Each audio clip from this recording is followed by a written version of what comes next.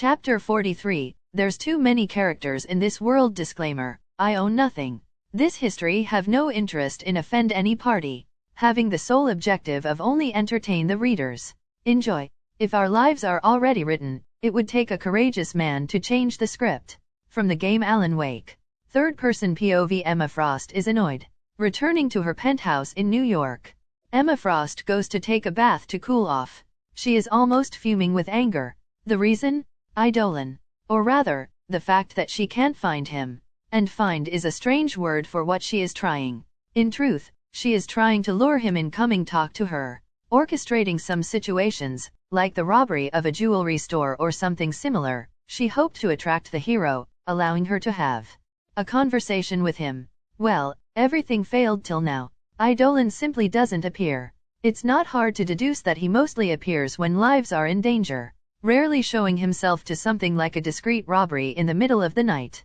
But this is all Emma Frost can try for now. She can't risk orchestrating a dangerous situation, threatening civilians, and as result gaining Idolan's displeasure and ire. After taking her bath and putting on a nightgown, Emma Frost pours herself a glass of white wine and thinks, TCH. I never thought such a public figure would be so hard to meet. Unknown to her, her plan worked on the second try. Idolan really doesn't care too much about crimes without direct victims, but he is passing by nearby when he saw the robbery. But one glance of him is enough to see the farce. No criminals, and the hidden bodyguards and Emma Frost are nearby in a room, only expecting him to appear. He smirked and turned around. The old trick in the book to bait heroes. He's not gonna fall for that. Seeing that there are really no traps or strong opponents, Idolan thinks that Emma Frost probably wants to talk with him and probably manipulate him on some troublesome thing. Maybe even try mind control him. Who knows? Remembering the contacts that Emma has with the Hellfire Club, Idolan is not against talking with her, and even being used by her, if she really wants him to eliminate some of her enemies. Because her possible enemies of her are Sebastian Shaw, a meta that Hector wants both to get rid of and to take his power from him. And other members of the Hellfire Club are famous for being sponsors and directly involved with mutant hate groups. And even with the Sentinel Project. A little ironic that there are so many anti-mutant members when the top figures are meta themselves. So Idolan can allow himself to be used if he can gain something from that. But it has to be on his terms. He will only meet her when he wants. And right now, he is focusing on other things. Power plays are necessary when dealing with someone like Emma Frost. Maybe I should contact Xavier. Emma Frost muses to herself while circling the wine in the glass. Felicia Hardy, the Black Cat POV.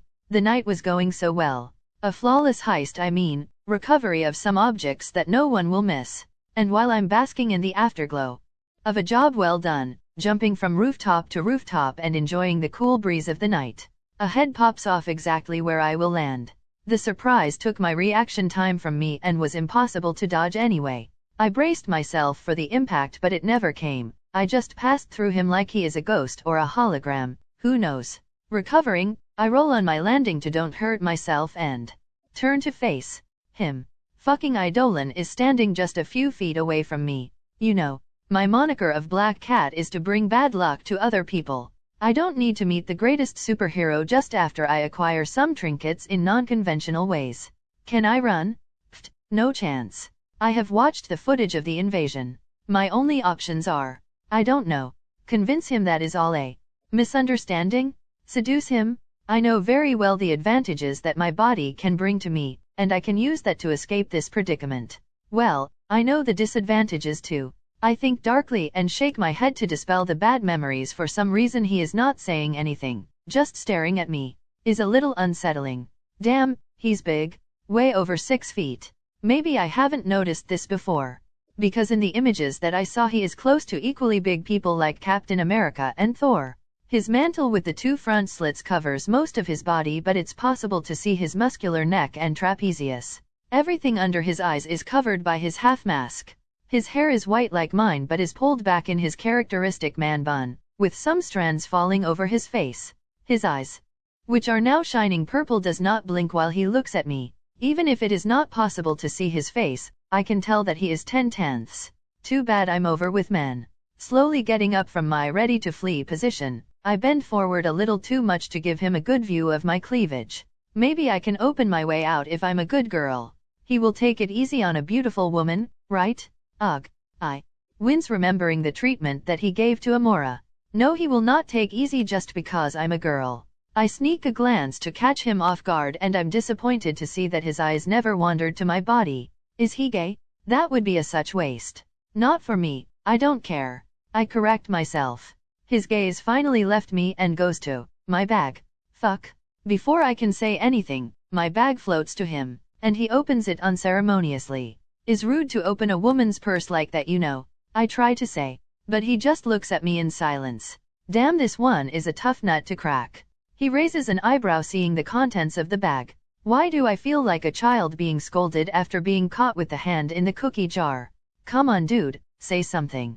Give me something to work on, and I can talk my way out of this, maybe. Then his eyes change. Blue takes over all of his pupils and his sclera, and some patterns and circles appear too. His now even more shining eyes look at me for a second before he turns in another direction, the direction of the museum where I came from early. Is he seeing the place? There's no lack of discussion on the internet about Idolan's supposed powers. His timely appearances make even the criminal world float with people trying to figure out his powers. Some people say that he can read minds, see the past, present and future, see people's sins, have X-ray vision and can always hear when someone says his name. Hehe. Seriously, there are people afraid of saying his name out of loud thinking that he will just appear like a demon or a ghost. I just laughed at the absurdity of all this, but now face to face with the man I'm worried that he truly has these powers. After a few seconds of looking away, his eyes become normal again and he just shrugs his shoulders almost imperceptibly and drops my bag on the ground after closing the zipper. Without looking at me he starts walking way to the edge of the building and starts staring at the city. What the hell? So, can I go? I'm afraid to ask. Walking cautiously to my dropped bag, I grab the handle and I feel relieved feeling the familiar weight of my shinies. Now I just need to dash away and never look back, but it looks like such a waste. I slowly start to back away while looking at Idolan's back. Even after I'm on the other edge of the rooftop he doesn't move. It appears that he has no intention of arresting me. I prepare myself to jump but I pause and turn to watch the hero's back again. This looks like a good opportunity. No, is not every night that we meet the most powerful man on the planet. And for some reason he is letting me off the hook. Would be good to know the why. And this is a little thrilling, right? I mean, half of the reason that I do my non-legal activities is for the thrill. It's exhilarating, the planning, the execution, and the success. I never know what could happen. So many unforeseen things can happen. And surpass everything is the better feeling ever. And right now I have the chance to dance another type of dance.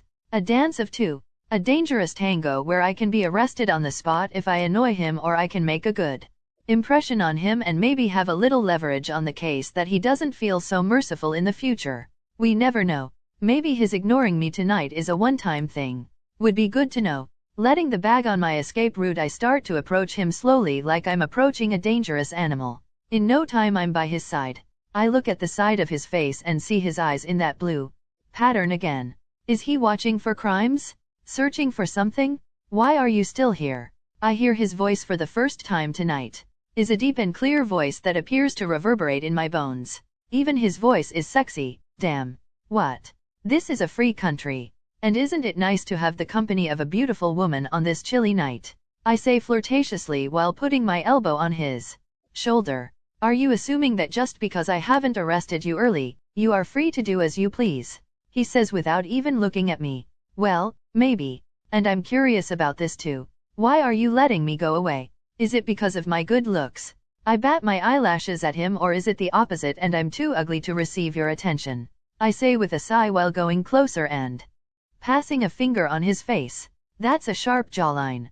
Is this man perfect? He slaps my hand away and says, "Don't act familiar, black cat. You're just one decision of mine away from going to jail." He finally looks at me. "Ah, come on, we're already super close. A minute ago you are very deep in my uterus," I say coyly. "And you know about little me?" I'm flattered. And that's it. I don't know. He doesn't change expression or anything, but I can see that he relaxed a little. The tension is gone. You remember me of someone? I heard him whisper while he shakes his head almost imperceptibly and goes to watch the city again. And obviously I need to know about criminals in New York, it's part of the job. Taking advantage of the momentum, and the fact that the mood improved, I decide to continue. So what are you doing? Searching for a meta with a mind control ability that is using it to do the worst thing that a man can do with a woman using the said power. He answers darkly. Oh, that's bad. I have my own bad experience to confirm. There are people with that sort of power, huh? Fuck. Are you gonna catch him? I ask. I'm trying. Wanna come? Hell no, I'm not gonna approach this bastard, not even a mile close. I say. And here I thought that you want to be my sidekick. What? Who wants to be your sidekick? I ask, raising my voice a little. The cheekiness of this guy. Well, you're still sticking around. You're using my colors. Even the hair. If you want it so badly I can put you on probation. Probation, my perfect pale ass. I'm using these clothes way before you appear, mister. I retort. He doesn't answer. And I'm feeling that he is messing with me. Jerk.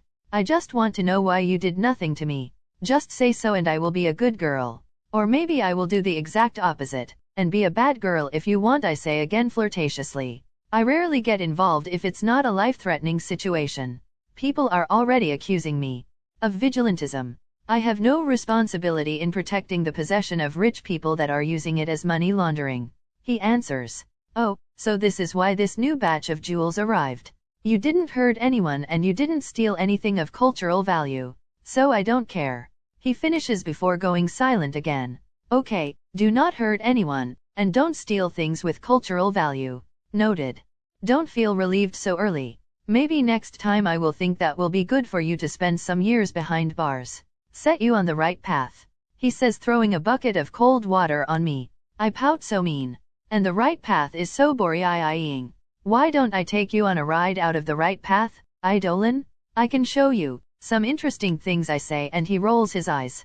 Don't flirt if you have no intention of backing it up. It just makes you look childish, he says. Excuse me? Who said I won't back it up? I continue sultrily. He snorts and then the world moves. No, I'm the one that is moved. When I realize, I'm with my back pressed against a wall. Idolan's large frame pressed against mine.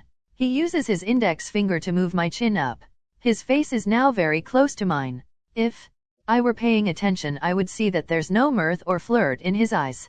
But I'm not paying attention. For a moment the world goes black and no air goes to my lungs. Without thinking I shove him away. And even with the great difference in strength between us, he moved away. I bend forward a little and take big breaths. I'm sorry, that was a little insensitive of me. Are you okay now? I hear his voice soothingly close. I look up and see his eyes. There's worry and a little pity in them. I don't need to be pitied by anybody. Even if you're the strongest or whatever in the world.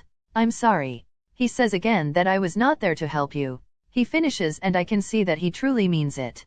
Like is some sort of responsibility that he has to take care of me and he failed. I snort. Forget about it, I say, straightening up. In truth, I'm grateful, really. And I am. Strangely. I thought I was over that thing. That I was finally free. I trained and trained to murder that son of a bitch and he dies run over by a bus before I get him. Is disappointing, but life goes on. Is good that he is dead.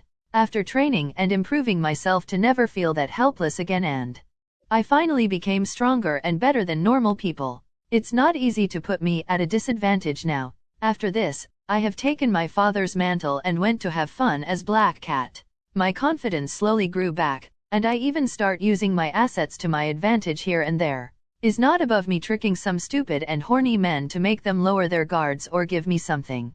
I can even flirt and touch men without feeling disgusted, but when I'm in control. This move of his. I was not in control at all. For a moment I felt like I was back at that time. Weak and fragile Felicia Hardy. I'm still this weak? Or is it just because he is the strongest man alive doing a move on me? Shaking my head I dispel these thoughts. Whatever, he proved his point. I'm just a balloon full of hot air. Looking at him more seriously now I say, I'm going now. Is your last chance to stop me. Is my turn to not even look at him. I grab my bag and start giving little jumps to build momentum. Okay, take care. He says sincerely. This guy is strange. Not in a bad way at least. Idolan p.o.v. Well, this could have gone better. I think now I almost feel bad for replacing the stolen jewels with rocks. Tisk tisk. But I can't let her go off the hook so easily. I have no interest in arresting her, but I can't pull off a Batman and play a little and let her go. Is pathetic. Instead of playing, is better to not even start.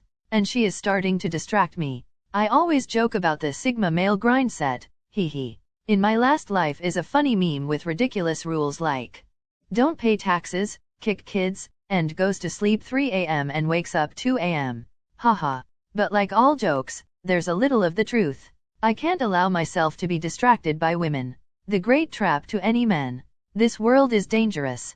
I can't be caught lacking because I'm chasing skirts. As a male teenager, obviously I want to get intimate with a great number of hot women in spandex here, and my many waifus in other worlds. But I can do this in other worlds. Not in my home universe. Heck, if I want to bang Black Cat I can use D4C to go to another universe and do it there. No consequences, no strings attached.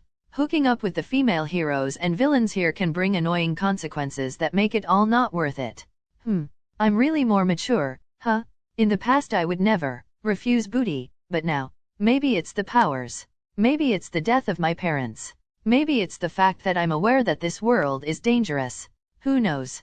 I have to say that I'm impressed with my own willpower. I don't even used X-ray on her. And in any other female till now. Giving a quick look at the now far away backside of Black Cat, I save it on the memory. Damn, putting my stoic face is good and all but. Damn, that leather looks is painted in her body. Benzadius, PT/BR to God bless that. Black Cat is as beautiful as Mary Jane, with a body more developed.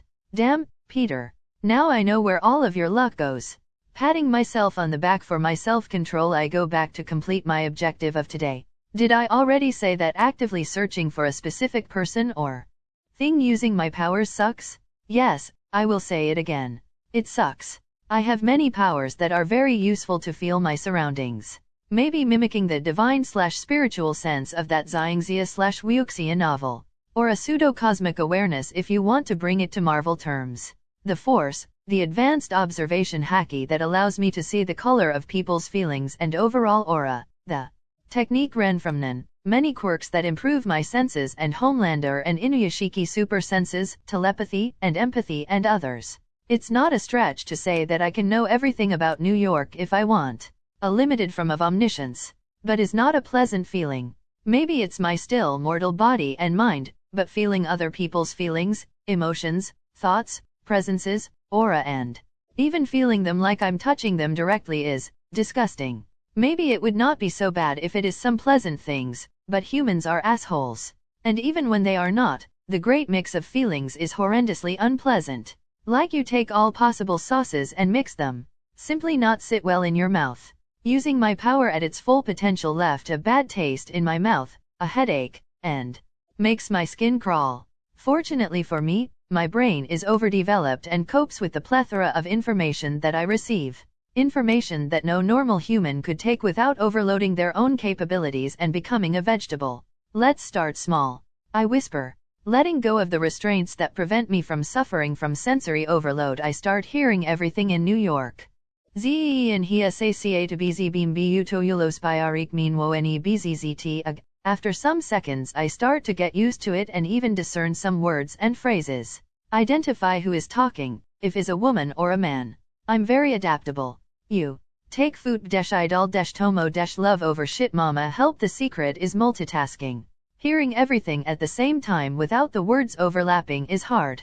Knowing the position and who is talking is a good way to distinguish the voices and make complete phrases that make sense.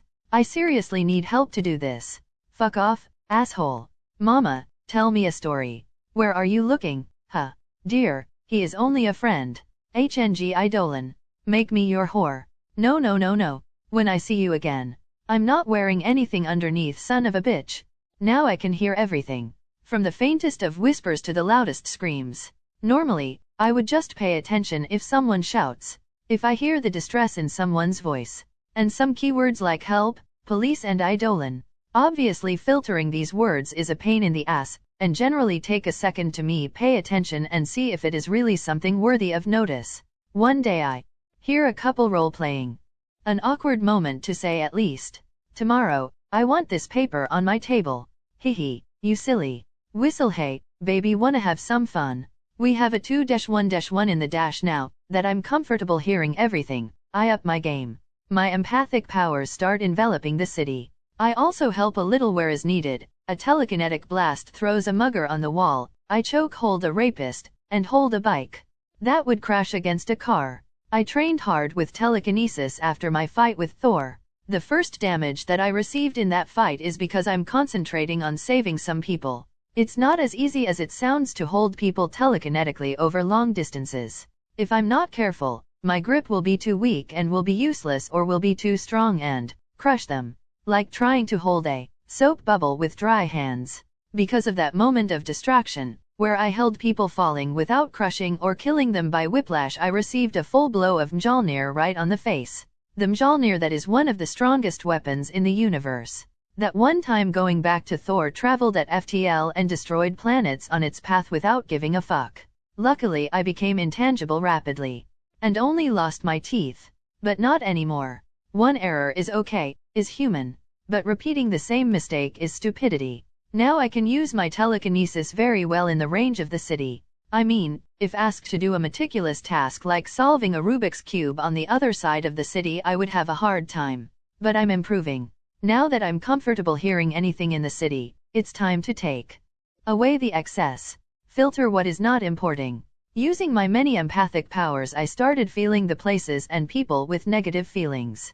And is a lot.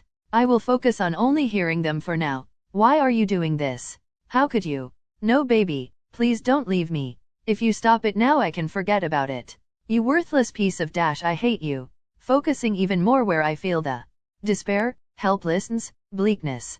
Ugh. Disgusting. Like a myriad of bugs and worms crawling on my skin. No. No. Please. No one care anyway. I don't want to do this anymore. I stop only hearing their voices. I focus on the people. Searching their biotype, seeing if there's any abnormality. If this doesn't work I will need to step up and use full-fledged telepathy. But I want to spare myself from the unpleasant experience. This would be much easier if my power manipulation was stronger. Power manipulation's greatest weakness/restriction is the range. Normally any Omega level power could span for miles and miles. This includes feeling the thing that you control. Metals, mines, ice, the weather. All other Omega level metas can control and feel their domain from far, very far. This doesn't apply to my own meta power. To copy, steal, and feel a power I need close contact. Well, but considering the possibility of eventually having all others' powers, is worth it. Very fair. In truth, my power is on the bottom level of the Omega powers. Potency-wise, what I mean is that there's room for growth. The quirk All for One itself could be considered an alpha level power even here on Marvel. I used 8 power boost cards to help the quirk bypass the threshold and become a low Omega level power. In the future, if I dump more power boost cards on it I will probably be capable of feeling powers from far and even copying without contact, understanding the nature of someone's power just by looking at them, etc. The problem is that I don't know how many power boost cards will be needed for that. There's no indicator bar to show when the power or item will have a breakthrough and become better qualitatively. For all I know, maybe we'll take hundreds of power boost cards to power manipulation to go beyond Omega level. What doesn't make too much sense if Omega level means unlimited potential, but this is how Marvel rolls. While I think about this, I hear it. When I'm almost losing hope and going to use other unpleasant means I hear, "What should we do tonight, Jessica?" An overly sweet and nauseous voice said in a Hell's Kitchen. The voice has affection, lust, and a hint of mockery, but is out of place. A misplaced affection like you're talking with a pet. Focusing my attention on the place I murmur, "Got you," before disappearing. While exercising my powers on the purple bastard. Third-person POV. In the MCU he is called Kevin Thompson and has a very different backstory from his comic counterpart, Zebediah Killgrave, a former Soviet spy that received his powers by accident. It didn't take long for him to slowly start using it for personal gains. And slowly but surely his actions start to become even more evil and depraved. Right now Killgrave is with his, saying in his own words, great acquisition, Jessica Jones. This relationship has lasted for a few months, since December last year. Killgrave has stumbled on Jessica using her superhuman strength to help someone that was being mugged. Unlucky to her, her good action was rewarded awfully. Now in a shady hotel in Hell's Kitchen, because of Killgrave's purple skin, he doesn't have many options to go out and have a normal life. But even in this shady building, the interior of his room is filled with extravagant furniture and other expensive items like a huge bed and fancy clothes. Killgrave is now admiring his thrall. Jessica Jones is slim and can even be considered a tiny woman, with black hair and eyes. Her small body contrasts with her power. She looks very fragile but can give Captain America a run for his money. Killgrave likes to make Jessica wear fancy clothes with purple colors, and right now she is using a long sleeveless dress of the color purple. Her face is impassive, but it is possible to see the unwillingness in her eyes. But is also possible to see the lack of brightness in her eyes, meaning that she gave up on hope a long time ago. So beautiful, Killgrave says, approaching the standing Jessica. He runs his hand gently over her face and goes slowly down, running his fingers over her nose, mouth, neck. His hand stops on her shoulder. He toys with the strap of her dress before pulling it slowly from her shoulder, leaving one of her breasts bare. What should we do tonight, Jessica? He says with a smile that only makes repulsion and despair appear in Jessica's eyes. And then it happens. Killgrave feels the world solidify around him. He can't move a muscle. The smile slowly slips off Killgrave's purple face. The strange situation horrifies him. He can't even open his mouth. He can only move his eyes and some facial muscles. He starts sweating profusely. He wants to scream. Scream to know what is happening. Scream to know who's doing that with him. Scream to Jessica to protect him. Jessica also starts noticing the strangeness of the situation, but she can't move after the stop command of Killgrave. If this was an anime, there would be a shot of Killgrave feeling that is being watched. There would be huge eyes on the sky watching him coldly, and he would know that is very close to death. But this is real life. He can't feel those things. The confusion only makes his mind panic. The uncertainty and the not knowing are even more terrifying to a human. Humans are naturally afraid of dark places because they don't know what is there. This situation stretches for a few seconds, which looks like hours to Killgrave, before black mist starts to coat the walls, cover the lamps and other sources of light, and the rooms start to become cold. In no time Killgrave is in complete darkness. He still wants to scream, but even that is taken from him. Are you enjoying yourself before? He hears a voice behind him, but he can't look back. A big hand grabs his head in an iron grip. What we should do tonight? He hears ominously closer before pain assaults his body, and he can't even scream. Idolan POV disgusting. This is my thought after stealing Killgrave's power. All for one description of some quirks as being appetizing is fit because my power allows me to taste powers. Powers have different shapes, flavors, and textures. It's hard to explain, but I can differentiate them after close contact. His power is very similar to Shinso's quirk Brainwash. The two are unpleasant, but Killgrave's is much more. I wonder if it's only my personal preference. Because of my distaste with mind control, maybe I don't like the taste of related powers. Other people, with different mindsets, may find them more delicious. Well, whatever. I have no one to compare. My mind is strange, going sideways like that. Back to the present.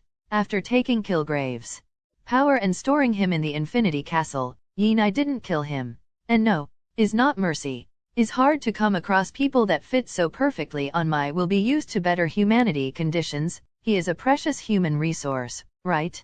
Or how Demiurge from Overlord would say, a bipedal sheep. Human rights don't apply to him. Making the dark mist retreat from the room, I appear in front of a shocked Jessica Jones. She was still not moving. The effects do not disappear after he loses his power, or she just forget to move because of the situation. Telekinetically taking a sheet to cover her, I watch her move her hand unconsciously to keep the sheet around her body. So she's just shocked. I remember reading in the wiki that Killgrave's power has many weaknesses, like don't working on telepaths, people with indomitable will, and people that don't need to breathe, and wearing off if he walks away for too long. He can't hurt you anymore. I say, simply making Jessica's eyes widen. and her face morphs into one of anguish and she starts bawling her eyes out while kneeling on the ground. So she is letting everything out now, huh? Protagonist's charisma and speech help me now. I'm afraid of saying something that will hurt her in some way. Heck, I'm afraid that she has trauma and doesn't want a male to touch her. Let's wait for her to recover. Should be the safe choice. Jessica Jones POV. Finally. It's over? It's really over? I'm afraid of opening my eyes and seeing Killgrave's slimy purple face with that mocking smirk. To realize that I'm still trapped in that nightmare. In the beginning I'm just crying, but then anger starts to appear as well. I punch the ground many times and practically roar to let it all out. After an unknown amount of time and being much calmer, I finally look at him. I know this guy. The new superhero that is much a hot topic as the Avengers. Idolan. I have seen him on TV, together with that son of a bitch. I remember him commenting on how useful would be to control the mutant hero. But I know that is just fucking hot air. That motherfucker is a coward. He would never risk going 10 miles close to Idolan. He is even more afraid recently because of the hero, always looking over his shoulder, afraid of being caught. Well, look at that. He was right about being afraid. Thank God Idolan comes now. The human trash was thinking about running from the city with his tail between his legs. And obviously, he would take me with him. I can't even imagine how fucked up my future would be. But now is okay. Is okay, right? It's hard to believe even now. In a moment it was in a shit place and in another everything changed. So this was what feels to be saved. Are you feeling better? I hear him talking with me in his deep and smooth voice. Strangely I become more calm hearing him. Yes. I think I'm okay now. Good. What happened to him? I ask, my voice quivering a little. He won't hurt anyone else. I can assure you of that. Did you kill him? I ask hopefully. That guy is better 6 feet under. Heroes don't kill. He says simply and I almost scoffed. But I don't want to discuss it with my savior. Do you have any place to go now? I would prefer you to stay with a family member. Someone who can take care of you. He says. Very considerate, but I can only think of my sister right now. And I don't want to burden her.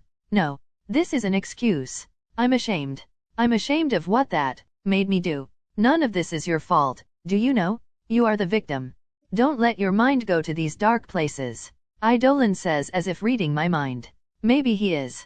Or maybe he just has experience dealing with cases like mine. There's my place. I want to stay alone for now. I say standing up. I can't even meet his eyes. I'm full bullshitting right now. Okay. He finally says, do you want to take something from here? He gestures to the room.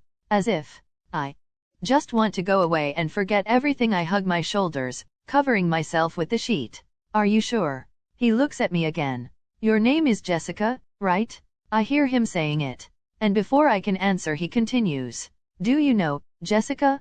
The next days, months, or even years of your life will not be easy for you. You can take some money or something like that as compensation.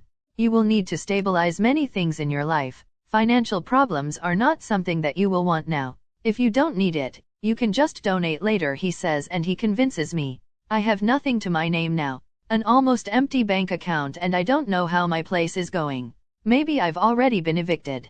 There's a safe behind that locker, I say, pointing with my chin. Idolan moves his hand and effortlessly moves the furniture. And then he yanks off the front of the safe like is nothing. He then makes the contents float to him. He has a good amount of money and jewels. Idolan comments he said one time that he wants to open a casino one day. Is one of the bastard's ambitions. Your documents are here too. Idolan comments on passing me the things that I have. When I met the motherfucker for the first time. And here, take these clothes. He says, giving me a pair of jeans, one white t-shirt, and one jacket. He turns to give me privacy and I nearly rip this disgusting purple dress off myself. These clothes fit perfectly. Do you always carry women's clothes around? I ask a little more relaxed. I'm always prepared. He answers. Is he some kind of Boy Scout? And how do you know my exact number? Because I'm Idolan. Well, I think you need to find another place to stay.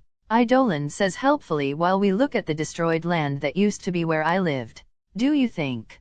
I ask sarcastically. He shrugs his shoulder to where now. I look at him. This guy is a rare good person. I can take care of myself now. I will just Search for a motel or something like that. You really don't want to meet your family, huh?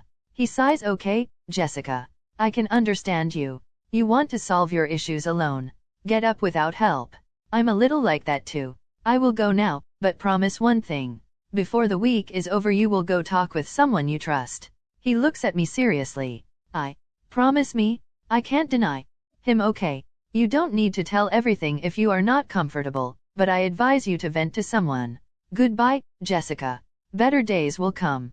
Believe in it. He says before simply disappearing. I take a deep breath. Okay, Jessica. Time to left all that shit behind. Hector's residence, Hector POV. As Helena and I watch TV, I multitask with a little of NN training and reading some files about people of interest.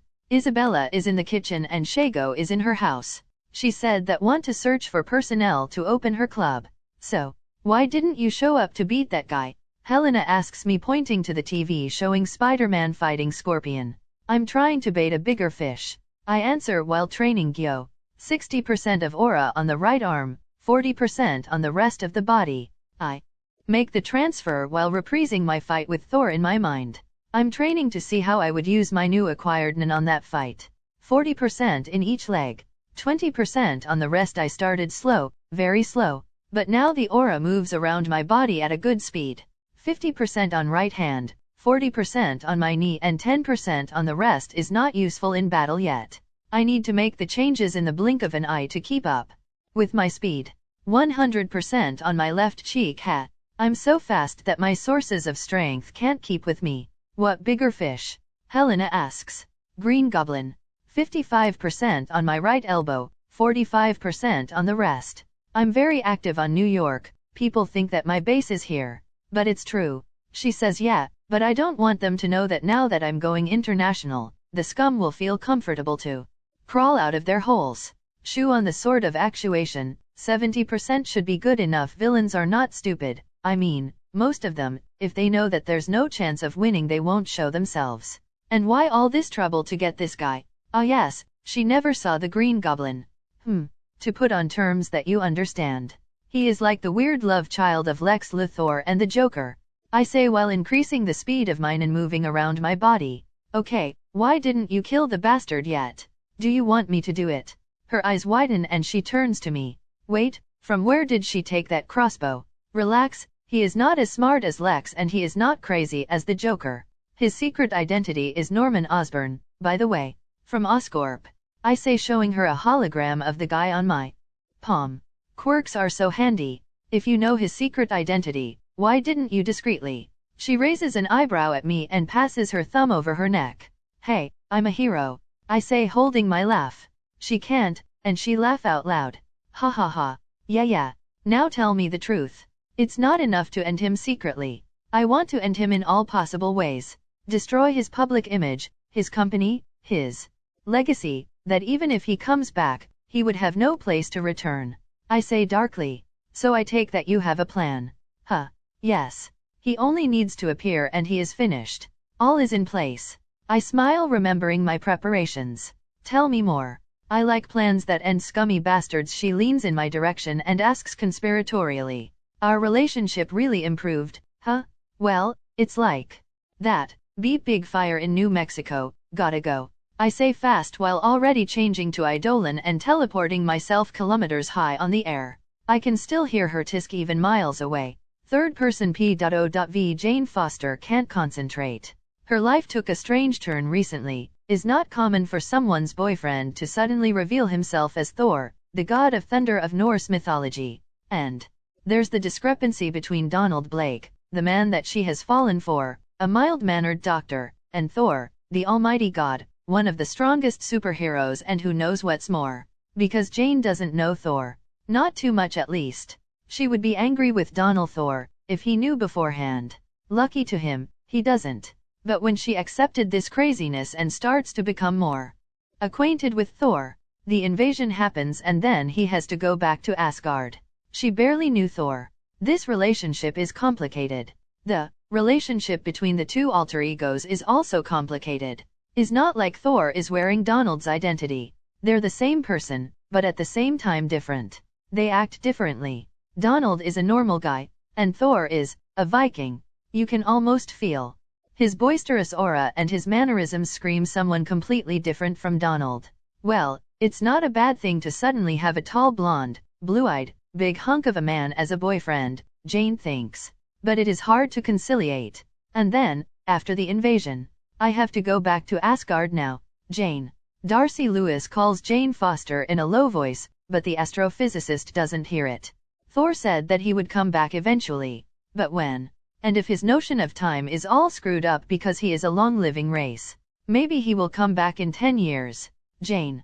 Darcy Lewis calls again, but Jane is too deep in her thoughts to hear. So what should Jane do? Wait till she became an old and emaciated lady? Jane. Again, this time Jane heard it, but she chose to ignore it.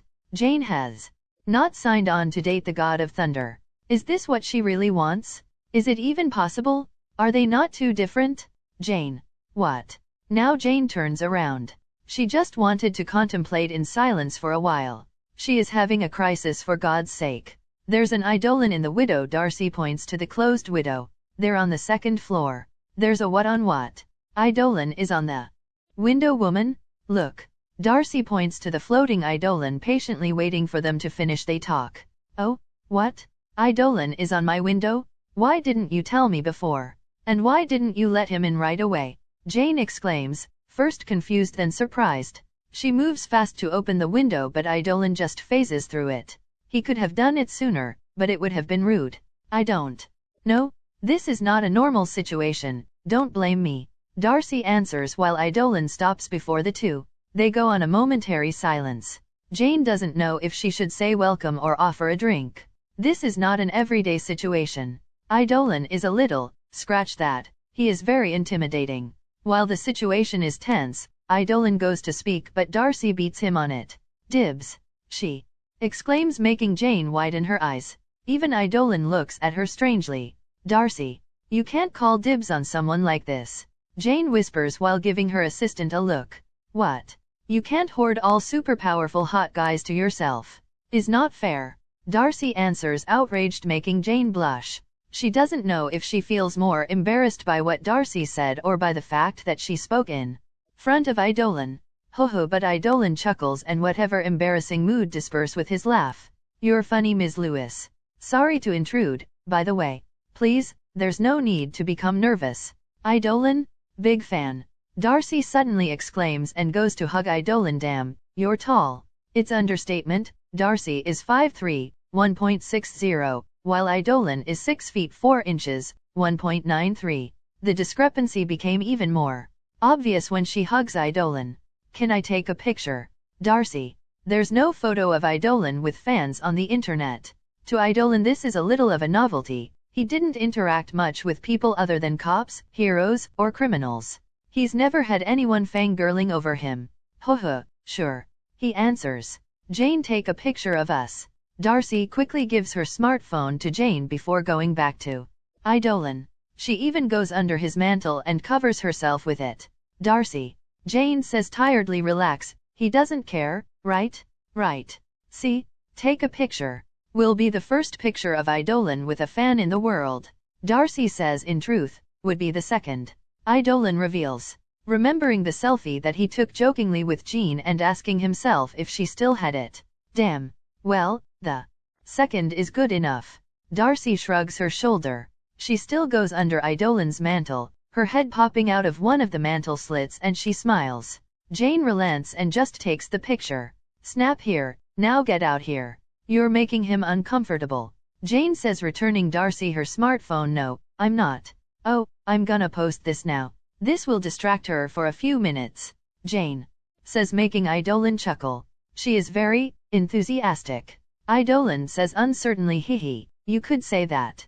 But, you are saying something before. Jane decides to go back to the topic. Darcy's antics are already embarrassing enough, no need to talk more about that. I'm just checking to see if everything is okay. I promised Thor that I would take care of you guys. And I was close because of a fire in a nearby factory. Idolan explains. By the way, he suddenly became serious. Did you know that you are being monitored? He says and raises his hand, and many small objects fly to his outstretched palm. Cameras, hearing devices, Wires. What the hell? Darcy exclaims, and Jane would too if she was not so shocked. SHIELD, there across the street. Idolan turns to a window, facing the street, and waves his hand. Even in the bathroom. Dick move. But everyone monitoring you is female, so Fury is at least a little considerate, I think. Idolan lets all devices fall on the ground. And there's a lot they can't do that. There are laws preventing this. Against this. Invading my privacy and violating my home. Jane is reasonably angry. Idolan just takes her rant calmly and finally says when she is out of breath, "They're spies. Laws are to normal people, Ms. Foster." And is true. No laws apply to the one with the power. Be it money, the status of being a politician/spy, or holding whatever position of power, or just simply being powerful like Idolan. If they come to talk to you, they will say that is to your protection. Can be. But Idolan says and just shrugs his shoulders, letting the two take their own conclusions. And they will come, by the way, now that I revealed them. Be prepared. Scream if you need help. Okay, thank you, Jane says, distracted. Are you okay? Idolan asks, looking at her closely. Yeah, of course. Jane starts talking before being interrupted. No, she is not. Darcy intervenes. She has been a wreck since the invasion. Darcy, if you want to blurt out, I'm all ears, Ms. Foster. I can imagine that you find yourself in a difficult and unique situation. Idolan says politely. Jane's first instinct is to just say no, but she thinks more and concludes that if there is someone that she can talk about, that is Idolan. Even if he is a super powerful guy, he is still a human. At least was raised as one, right? She is not sure. There are many theories that Idolan was made in a lab, that he is thousands of years old, and that he lives on the moon. But she can at least try to talk to him. Maybe he can help. It's really difficult, Idolan says while sitting on a couch. Jane is in front of her and Darcy as his side, too close to comfort. But he just ignore her. I myself just met Thor on that same day, so I can't speak for him, but let me say something. Idolan continues. I'm giving many pep talks lately. Well, whatever Idolan thinks is not a bad thing. Many big problems in Marvel always start with small things or misunderstandings. If he can stop something bad from happening with a little 10-minute talk, he would be more than happy. It is not just about avoiding disasters. His meta-knowledge could help to take someone faster from some depressive thoughts, like with Captain America or Jessica, by using his protagonist speech. Is also a good way to check the person's personality and see what version of the character he is dealing with. There are simply too many versions of characters in so many universes. For all he knows, everyone could be evil. Here, Idolan starts talking. By what you said, you and Thor himself just discovered recently that he is something more. You guys just don't have the time to figure out how to work all of this. And now you are here all alone, with 1,000 thoughts. Stagnate without the opportunity to take action. Is no wonder that your mind you going to dark places. He says to this, you will have to wait for Thor. If he said that he will come back, he will come back. And he lived for a long time among us, so do not worry. He must be familiar with our concept of time. He will not appear 10 years from now thinking that just passed 2 days.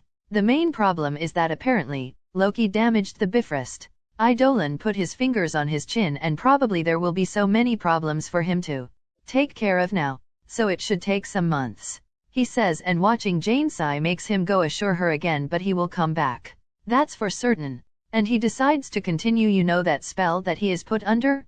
The mind control of Amora apparently doesn't create feelings from nothing. She just transfers pre-existing feelings to her. Idolan gave Jane a look that means that Thor loves you very much. I don't know how your relationship will work from now, but I believe that he really wants to take things seriously with you. The fact that he discovered himself as a god of thunder changes nothing. After Idolan finished, Jane smiles a little. Idolan doesn't give her an answer, because he doesn't have one, but he managed to calm their nerves. Sincerely, Hector doesn't believe that the relationship between Thor and Jane has a future. His own prejudice against super/normal relationships and his meta-knowledge make up his mind. But is not like he will sabotage the thing. Right now, Jane is a good thing to Thor. He will let the two of them figure it out on their own. Who knows? Maybe in this universe it will work out. By the way, they, Loki and Amora, were only able to capture Thor because they used an image of you as a bait. He adds to emphasize how much Thor cares for Jane now. He remembers that in that movie Jane tried dating new people because Thor stayed away for months and she didn't know how Thor felt. He can help him with that now. You know, Ms. Foster, one of my mottos is, suffering for anticipation is suffering more than necessary. Don't torture yourself with dark thoughts. Take this time to focus a little on yourself and your research. When Thor comes back you guys can talk. Idolan advises. Jane appears to be in thought. Yeah, I think that you're right. You know, the reveal that aliens exist just makes my work even more exciting. And here I'm all depressed. She lets out a sigh and Idolan sees that her expression it's much better now. Thank you, Idolan. She says gratefully. I consider Thor my friend already. Is only natural that I help. He shrugs with a smile in his eyes. So wise. Darcy says dreamily while caressing Idolan's chest. Darcy, hand. Jane facepalms. What? Darcy asks slowly like nothing is wrong. I'm just checking if his heart is beating. Hector finds it funny, but he keeps a stoic face. Answer me something, Idolan. Jane suddenly goes to ask. Go on. Is true that, while Thor was under the control of Amora, they got intimate? Jane asks looking into Idolan's eyes. Idolan remembers Amora kissing Thor, and Thor reciprocating because of the spell. I haven't seen that happening, and I arrived early. He lies. A guy needs to cover for his brothers. If Thor wants to come clean with Jane, his decision. Idolan has nothing to do with it. Jane nods, accepting Idolan's answer. Now, I need to go. Idolan say while getting up. Already? Darcy asked willingly. Yeah, I'm sure that we will meet again. He says all right, let me open the door to you this Jane starts but stops. Where did he go? I don't know. I looked away a second and he disappeared. Darcy says unsure. Mutant town/ghetto. Night. Some days later. Mutant Ghetto is a remote part of New York where roughly 1,000 mutants, or what they are starting to be called nowadays, metahumans, live. Similar to what happened with the segregation of black people in the first half of the 20th century, the mutants live isolated from the rest of the city because they will not receive the same treatment as their fellow humans out there. Even if there's no law openly discriminating against mutants, there are no laws defending them either. The mutant ghetto is the place where the metas can have normal lives without being lynched or worse. Water, electricity, and other vital amenities reach the place. So is livable. But the whole ghetto is very much poor. Commerce only happen between them and sometimes things that the gangs smuggle from outside. Normal people sometimes visit. Most of the part with bad intentions. And the one with good intentions usually wants to visit the strip clubs or brothels to see the exotic goods. Police patrols are scarce and generally they just bully the locals, throwing their little authority around on the lesser people. Most of the inhabitants have very weak powers with changes in appearance. So it is difficult to defend themselves in the case of some extremist anti-mutant groups appearing to do some cleanse. So the people here are generally under the protection of gangs. There are only 2 gangs in the whole ghetto, and unfortunately is the best prospect of rising in life in these parts. People with a little better powers became criminals, for lack of options. Right now, Callisto and Caliban are waiting to meet one of these gangs. Well, long time no see, Callisto. I'm almost thinking that you forget Lil ol me. A man approaches accompanied by only another. The two are in formal attire. But while the first that talked has an appearance that resembles a businessman, the other man's vibe screams hitman. The first man, and obviously the boss, is Frankie Zapruder, one of the 2 gang bosses of Mutant Town. He is a fat man, middle-aged man, that has no unusual features but is his power that makes him live in the ghetto. His power is mood odor, self-explanatory, which makes him emit different odors based on his mood. When he has negative emotions like anger and anxiety he emits a bad smell. And when he is happy he smells good. Callisto at the moment can smell that he is in a good mood. The man accompanying Frankie is Vincent, also known as Zippermouth. Like his codename, his distinctive feature is his huge mouth that goes from ear to ear. His power is a simple empathic ability that allows him to scan people in his environment and determine their moods and intentions. It is useful to be a bodyguard. Zippermouth narrows his eyes a little when he spots Callisto and Caliban. The world is going crazy, just keeping my head down for a bit. Callisto says, making Frankie scoff. You can say that. Things are pretty difficult lately. A man needs to do everything to survive. Frankie says while lighting a cigar. Like kidnapping and selling our fellow targets. Callisto receives Idolan's commands telepathically and throws all pretenses out the window. Her declaration makes Frankie pauses. Before he starts laughing, ha ha ha, you're smarter than you look, girl. He says without any shame, I choose the winning side. I would make you an offer to join, but I know that you're a pain in the ass with all that responsibility bullshit and you will fetch for a good price. You're a better breed than us, right Vincent? You think that you're winning? Just wait till Idolan come for your ass. Callisto says looking angry, but Zippermouth finds it strange that she is not as angry as she looks. Ha ha ha ha, did you learn nothing in all these years, girl? Frankie laughs even more before looking at her. God doesn't care about us. Did you think the all-powerful Idolan will care? He must be very happy receiving head pats and belly rubs with his fellow Avengers. The odor that is emitting becomes even more prominent. At this moment Zippermouth grows even warier. Callisto doesn't show anger because of Frankie's mockery. In truth is the opposite. Zippermouth can feel scorn and satisfaction. Sir, there is something strange. Zippermouth starts saying and already reaching out for his pistols. But he is punched in the face and knocked out instantly.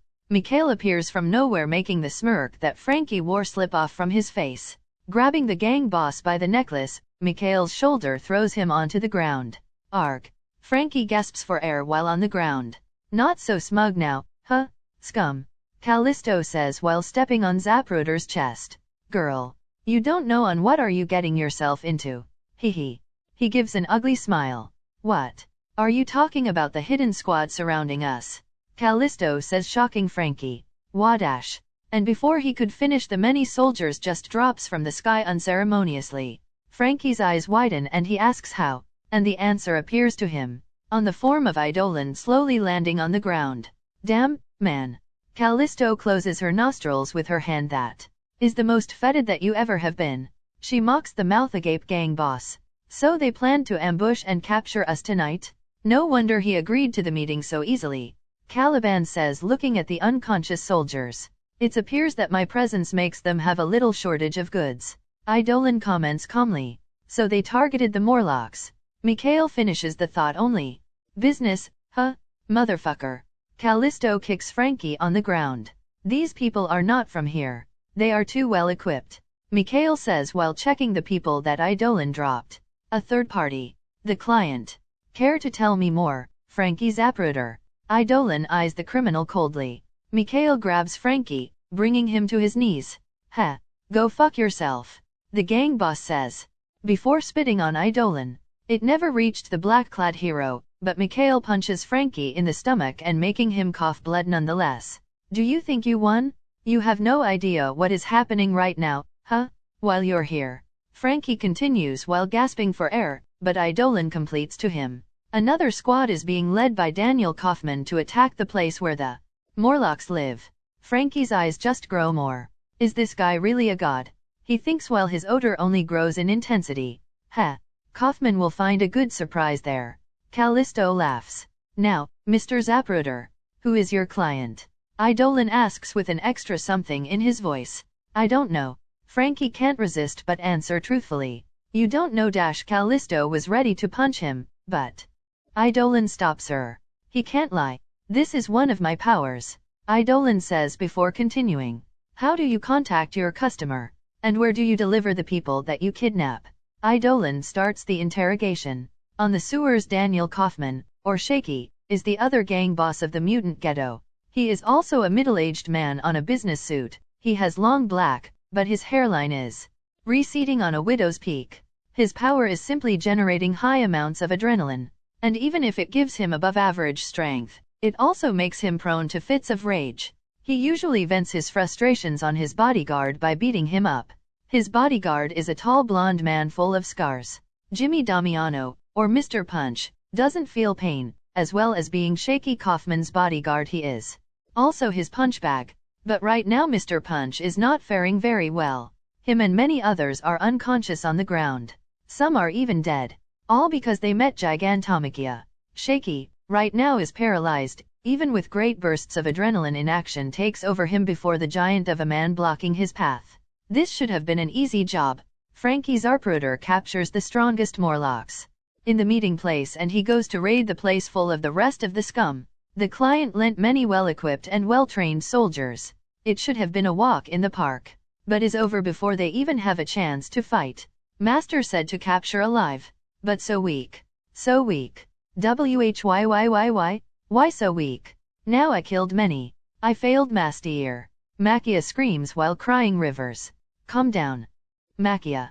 Idolan's voice can be heard through the palantir on Makia's neck. Master. Makia gently grabs the crystal ball gently. I don't blame you. Just clean the corpses and catch the ones alive. Stay on guard for the rest of the night.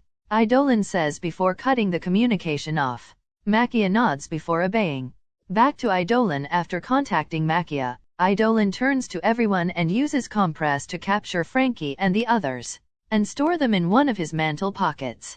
He already has all the information he wants. It's time to raid some labs. Mikhail, you come with me. The rest go back.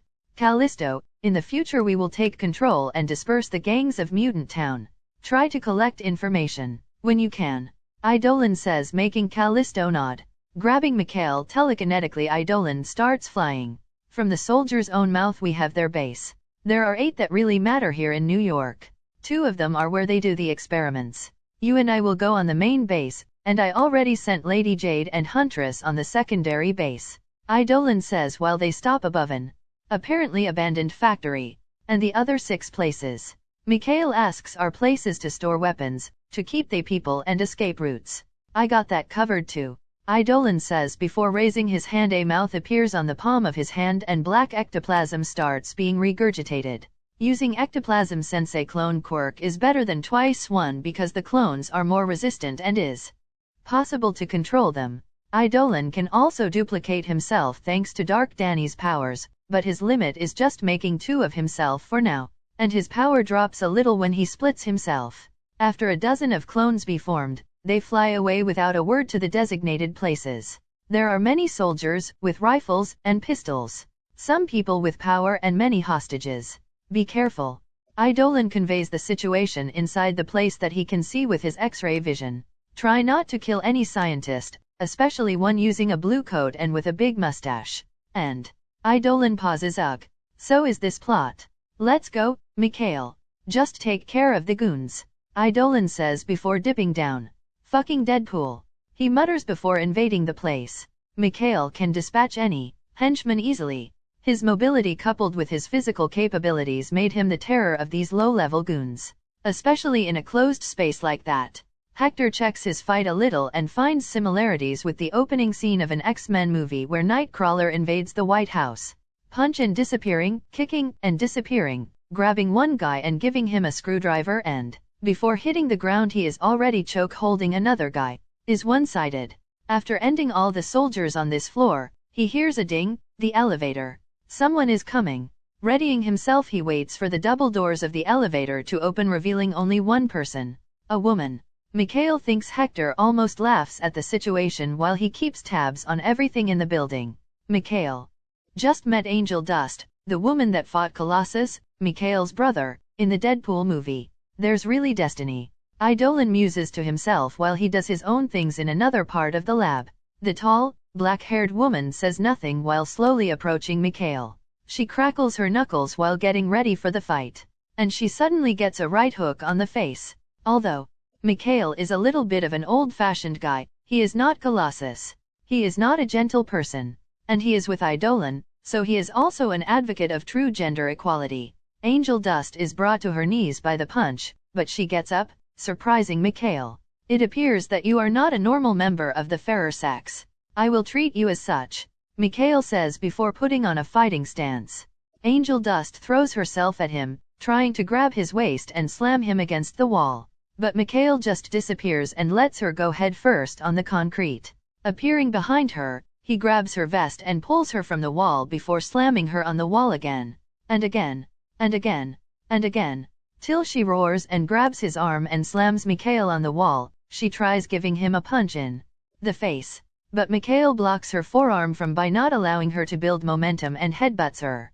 She gives some steps back after the hit, but Mikhail is also hurt. You are harder than expected. Good, good.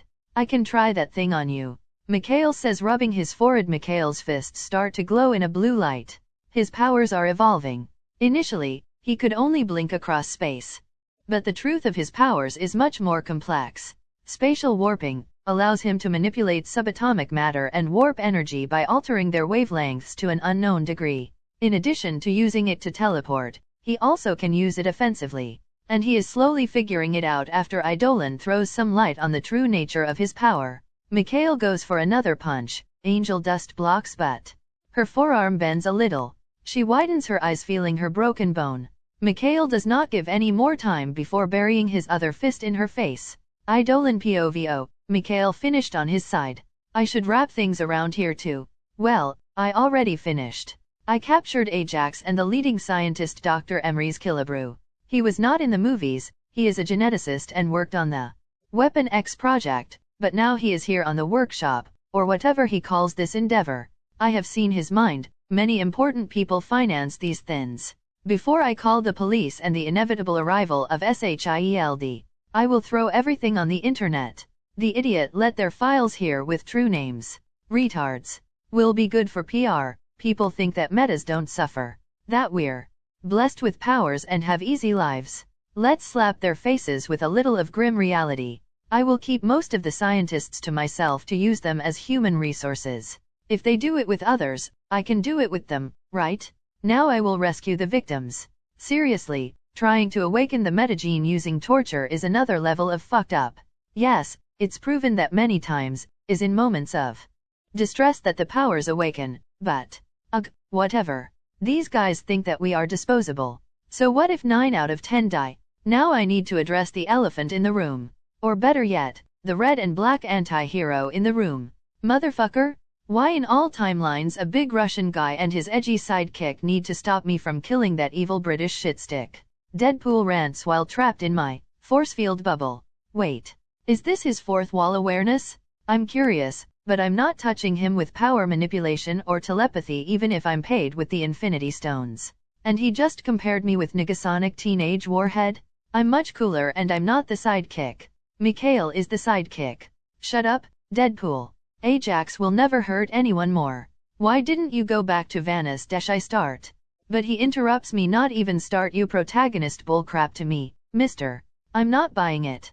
Just lend me that cockfistly for a second to me to finish everything. Damn it, I wasted weeks tracking that evil Muppet and you arrive and blueball me. Well, if you searched him as an Ajax instead of Francis, maybe you would have finished it a lot sooner. I say, damn it, because of this. You're the main character.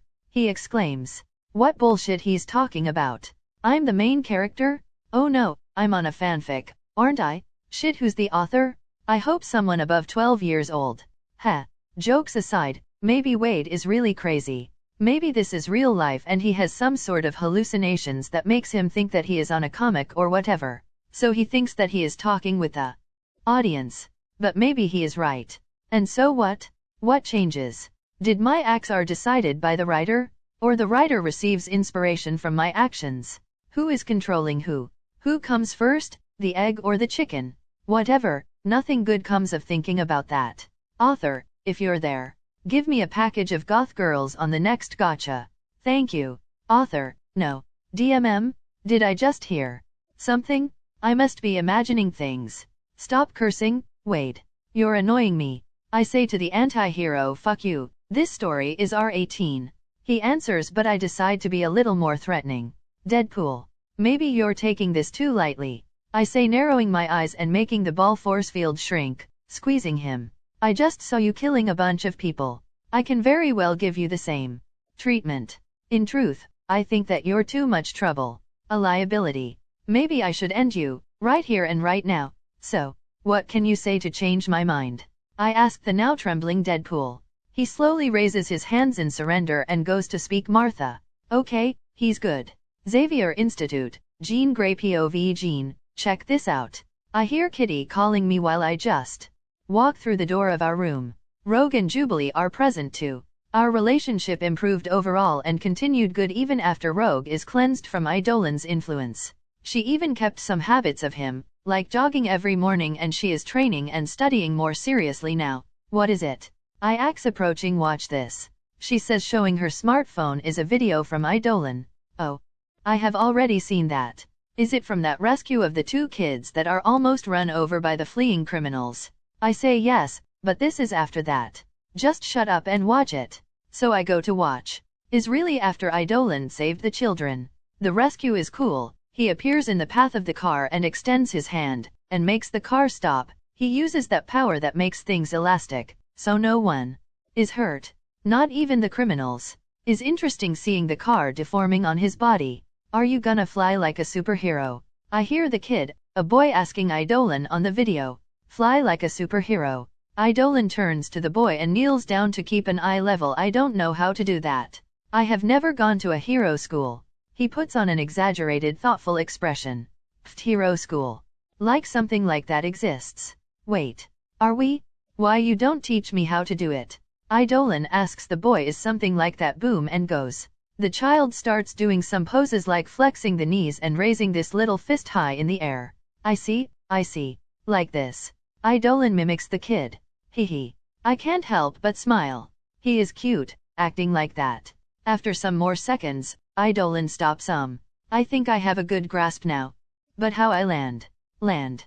Yeah, the superhero landing. Do you know how to do one too? Must be something like this. And the kid demonstrates how is a superhero landing. Probably from some cartoons out there. Understood. Now I know. Thank you. And Idolan fist bumps the child before taking flight exactly like the kid said. Hee. Cute. I comment. Wait, the video has not ended. Kitty says making me look at the smartphone again. After that is shown the compilation of Idolan in action and he is doing what the kid taught him. I realized. He is doing what the kid taught him. Yes. Kitty exclaims he is too wholesome. Huff. Kitty makes an active feint on the bed. Forearm above her eyes and hand clenching on her heart. I can't.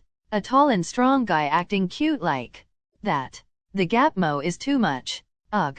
I'm gonna die. The drama queen continues like that video of him cooking to that little children. She comments that one is nice too. The case is like this. A little child calls the police to denounce his father that is beating his mom.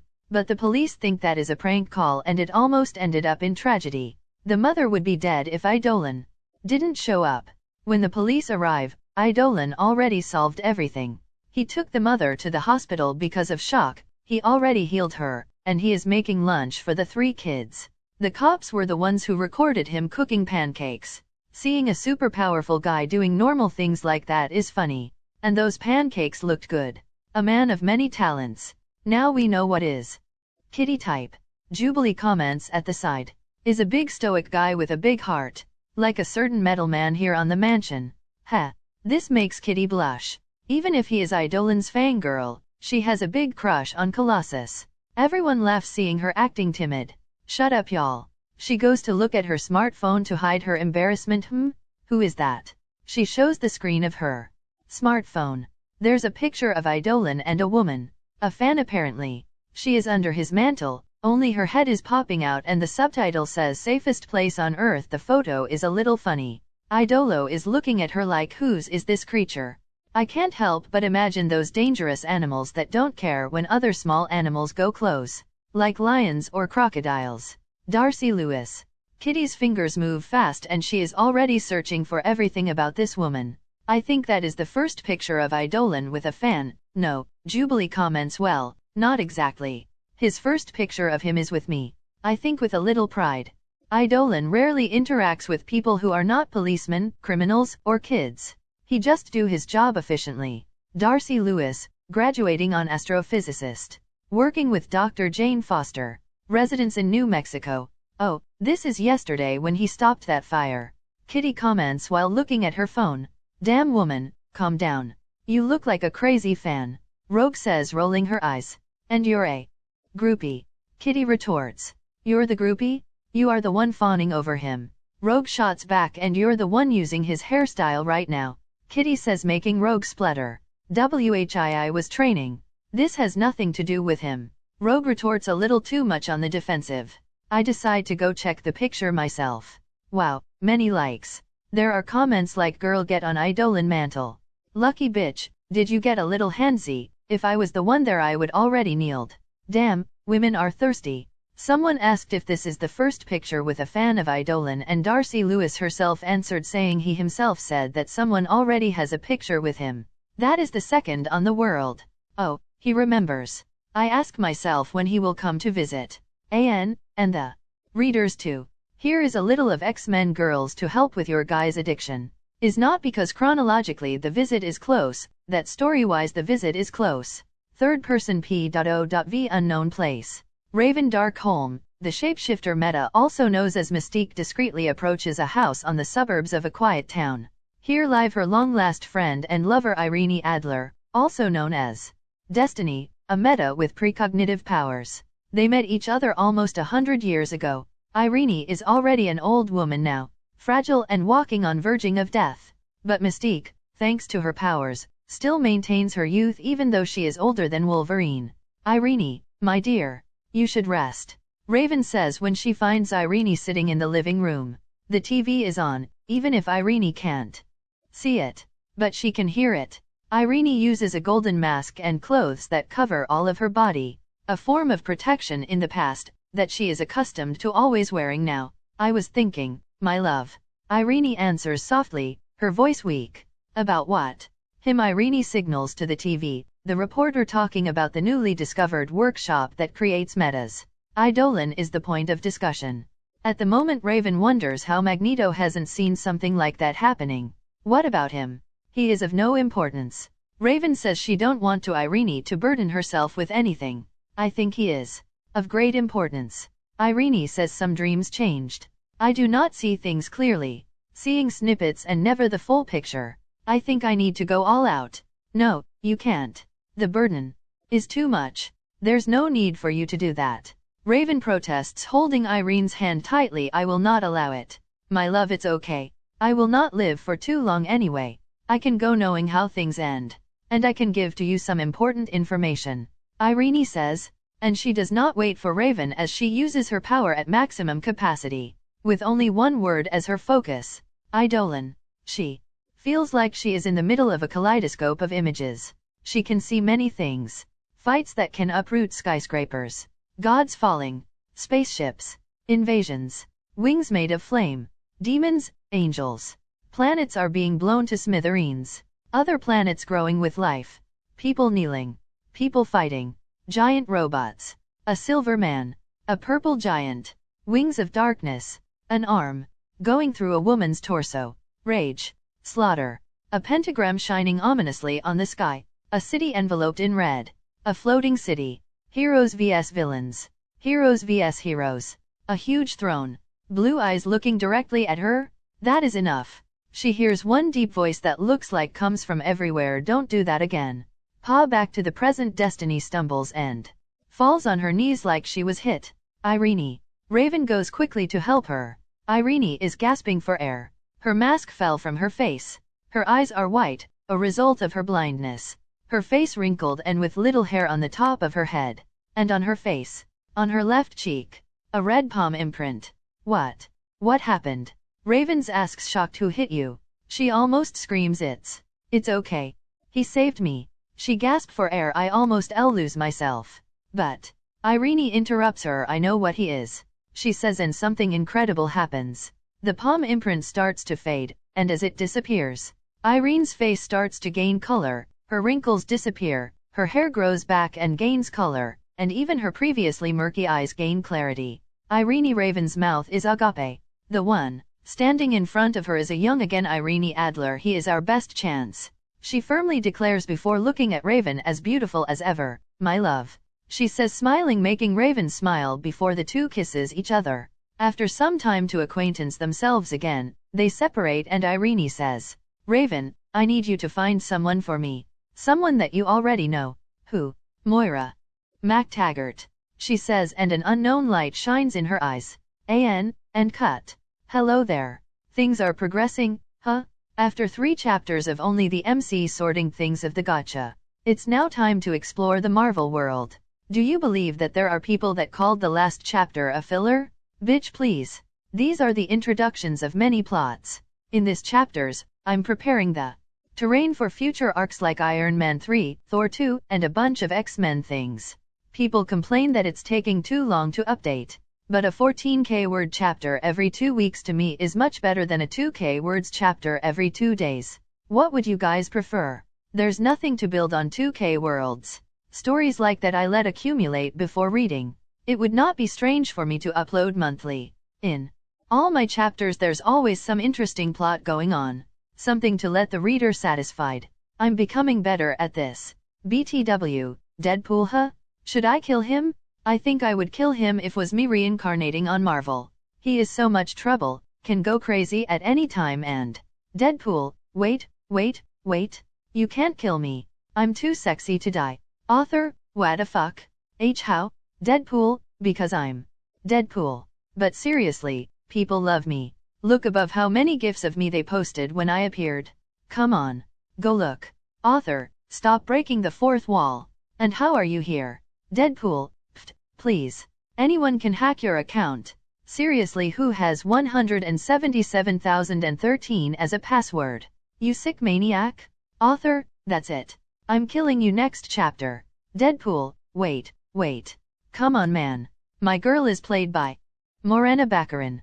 She is Brazilian like you, we are like family already. Author, that's not how this work. Deadpool, okay, let's negotiate. I have some kinky videos here, me and her. Author, Deadpool, and if you make your wish fulfillment MC miraculously heal my nutsack of a body. I have some old nudes here. And I have the body of Ryan Reynolds. Author, continue. Chapter 44, The Road to Heaven is paved with evil actions. Disclaimer, I own nothing. This history have no interest in offend any party, having the sole objective of only entertain the readers. Enjoy. Nothing discloses real character like the use of power. It is easy for the weak to be gentle. Most people can bear adversity. But if you wish to know what a man really is, give him power. This is the supreme test. Robert Greene Ingersoll. Recap. In the last chapter, Idolan has met the Black Cat and released Jessica Jones from the clutches of Killgrave. He has a small talk with Jane Foster, and goes to Mutant Town with the Morlocks, stopping a plot of the two gangs there. Eventually, he discovered the actions of the workshop, an offshoot of Project X meeting, and capturing Deadpool. Idolan saved the victims and is ready to put some plans in motion. So, I read some people talk about how they forget the plot. So I have this idea of a recap. Should I continue or not? S.H.I.E.L.D. Or how they present themselves nowadays. The Strategic Homeland Intervention, Enforcement, and Logistics Division is, to the public, an extra-governmental counterterrorism and intelligence agency tasked with maintaining both national and global security. Well, even if it's mostly an American institution, they theoretically act in defense of the whole world. What most people don't know is the true origin and purpose of SHIELD. Initially created to oppose the remnants of the group Hydra, the organization is jump-started by Howard Stark in the 1960s. If a head is cut off, 2 more shall take its place. The Hydra's motto has no falsehood on the difficulty that is to destroy the organization. They have branches in many countries, making it hard to move against them. Starting with the USA, many countries began supporting and funding SHIELD, facilitating the creation of the World Security Council, the only group that S.H.I.E.L.D. answers for. In no time, SHIELD is taking care of all supernatural things of the world like mutants, mutates, vampires, werewolves, magic users, and most of the alien-related stuff. Fun fact, SHIELD shouldn't have to take care of all these cases. Originally it was supposed to have the creation of a sister organization together with SHIELD. The SWORD, the acronym for Sentient Worlds Observation and Response Department, would take care of the extraterrestrial threats, while S.H.I.E.L.D. would protect the nations from the inside danger, especially of terrorist supergroups. Due to a lack of funds and support, the SWORD never got off the paper. At that time few believed that aliens would really threaten Earth, so it would be a waste of money to create something that big at that time. Technology is also not as good, would be a Herculean task to create space stations and other things to help to monitor the stars. So now SHIELD carries in its back this whole workload of responsibilities and duties. And there's one thing that is a certified red flag to the spy organization, a thing that is directly involved with the founders. A thing that will take all of the SHIELD attention and make them act seriously, is the creation of super soldiers. Or at least the attempt to do it.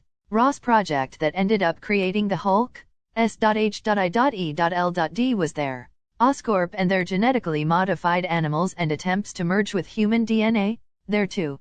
So when a call from Idolan, reporting that he found a lab where someone is trying to manufacture metas is received by the police, S.H.I.E.L.D is on the case in minutes. Lady Jade and Huntress already finished on their side too. Lady Jade steps over an unconscious soldier and arrives, which is probably the main room of this facility. When Lady Jade enters the room, she sees Huntress overseeing the capture of the main culprits of this whole scheme. Black mist takes over half of the floor and scientists and some high-level security guards are taken away. Already called him? Lady Jade asks. Yes. Huntress answers without looking at her. Her eyes are fixated on the unconscious people on the floor. So we just need to wait. Lady Jade gives Huntress a look. You know, there's all types of fucked up shit that I'm okay with. But damn, what these guys did to that people is truly low, even for me. She comments this building where they are right now is the secondary lab, where the workshop keeps the surplus of lab subjects. There are just so many torture chambers and space, so many subjects stay as prisoners, waiting for their turn. Yes, Idolan said that he has a use to the others, so. Huntress says darkly while she points her crossbow tied to her wrist to a low-level henchman on the floor. But a hand stops her from shooting. You don't need to do this, the newly arrived clone of Idolan says while holding her forearm. Yanking her arm away, Huntress says, isn't better to end all of the scum already? Idolan looks at her before looking at the man on the ground. Alex Miller, 19 years old, orphan, raised in the St. Patrick orphanage. He knew a little about how to fight and start making a livelihood of it on the streets. Start with some gangs, then start taking some unsavory jobs as a debt collector, hired as cannon fodder here 15 months ago. The pay is good, if he gets out he is killed. Don't have much of an option. Idolan describes all of the guy's life. Before entering, he is up to his neck in debt with a shark loan. His girlfriend and mother were kidnapped and they ask him to choose one of them to live and say that if he doesn't pay in the next time, they would kill the one that is spared too. Some people simply don't know other lives. Let him go to jail. Idolan says, shrugging his shoulders. And then he looks at another guy on the floor. That one on the other hand.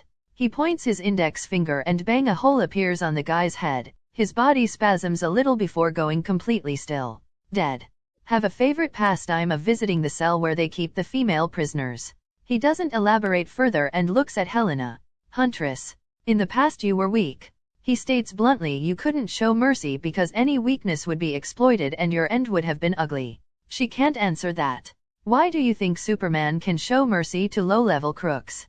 Because even if a million of these guys get out of jail they can never hurt him. You're on this level now. You're in the big leagues now. Idolan also says we can also differentiate who really deserves to die. He points to the guy that he just killed and then he points to the guy he saved from Huntress and those not so bad.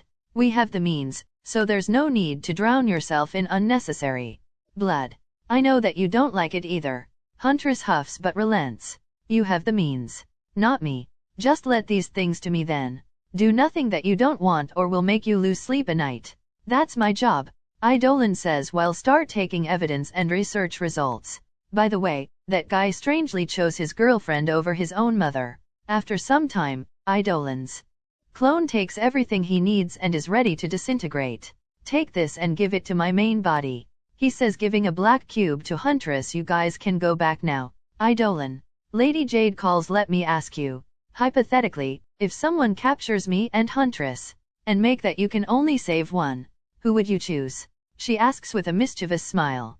Ugh, women and their hypothetic questions. Idolan thinks. Even Huntress looks curious. The two, obviously. He answers without hesitation. TCH. You can't. Lady Jade starts saying. No, I can. He interrupts. I can because I'm strong. Only the weak need to make hard choices. If I'm strong enough, I need to sacrifice nothing. He says seriously. Well, maybe only myself. Ho ho, he chuckles. Plot checkpoint. The author will remember that he approaches the two and pat their heads. I'm a greedy man that wants everything without losing anything. So I would absolutely save the two of you. That's my final answer. He smiles before start disappearing. I really gained this habit of giving head pats on the anime world. He muses to himself while he looks at his hand. This guy, acting cool like that.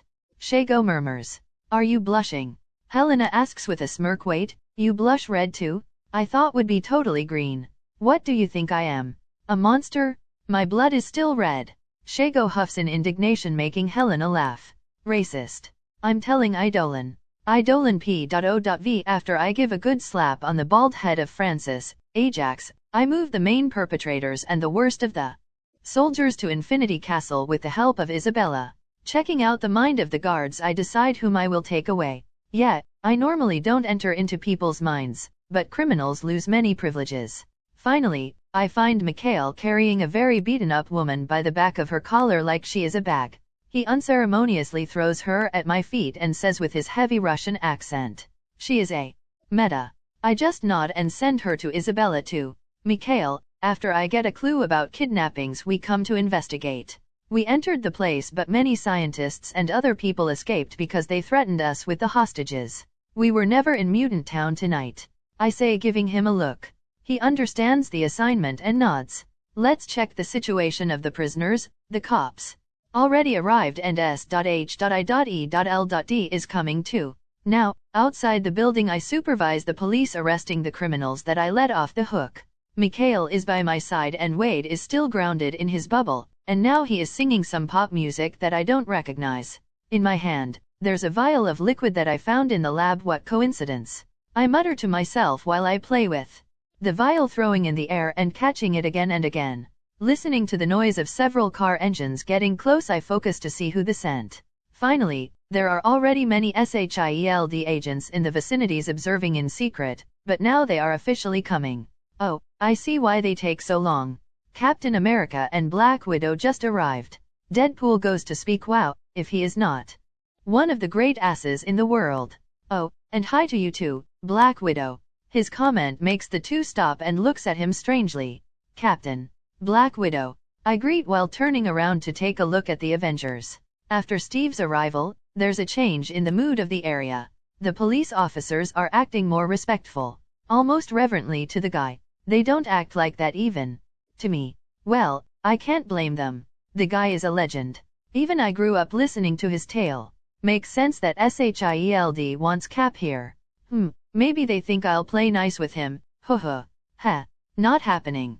Business is business, friendship is friendship. Idolan. Captain America extended his hand and I give him a firm handshake. Good to see you, Cap. I wish is under a better situation. I say, is it not good to see me too?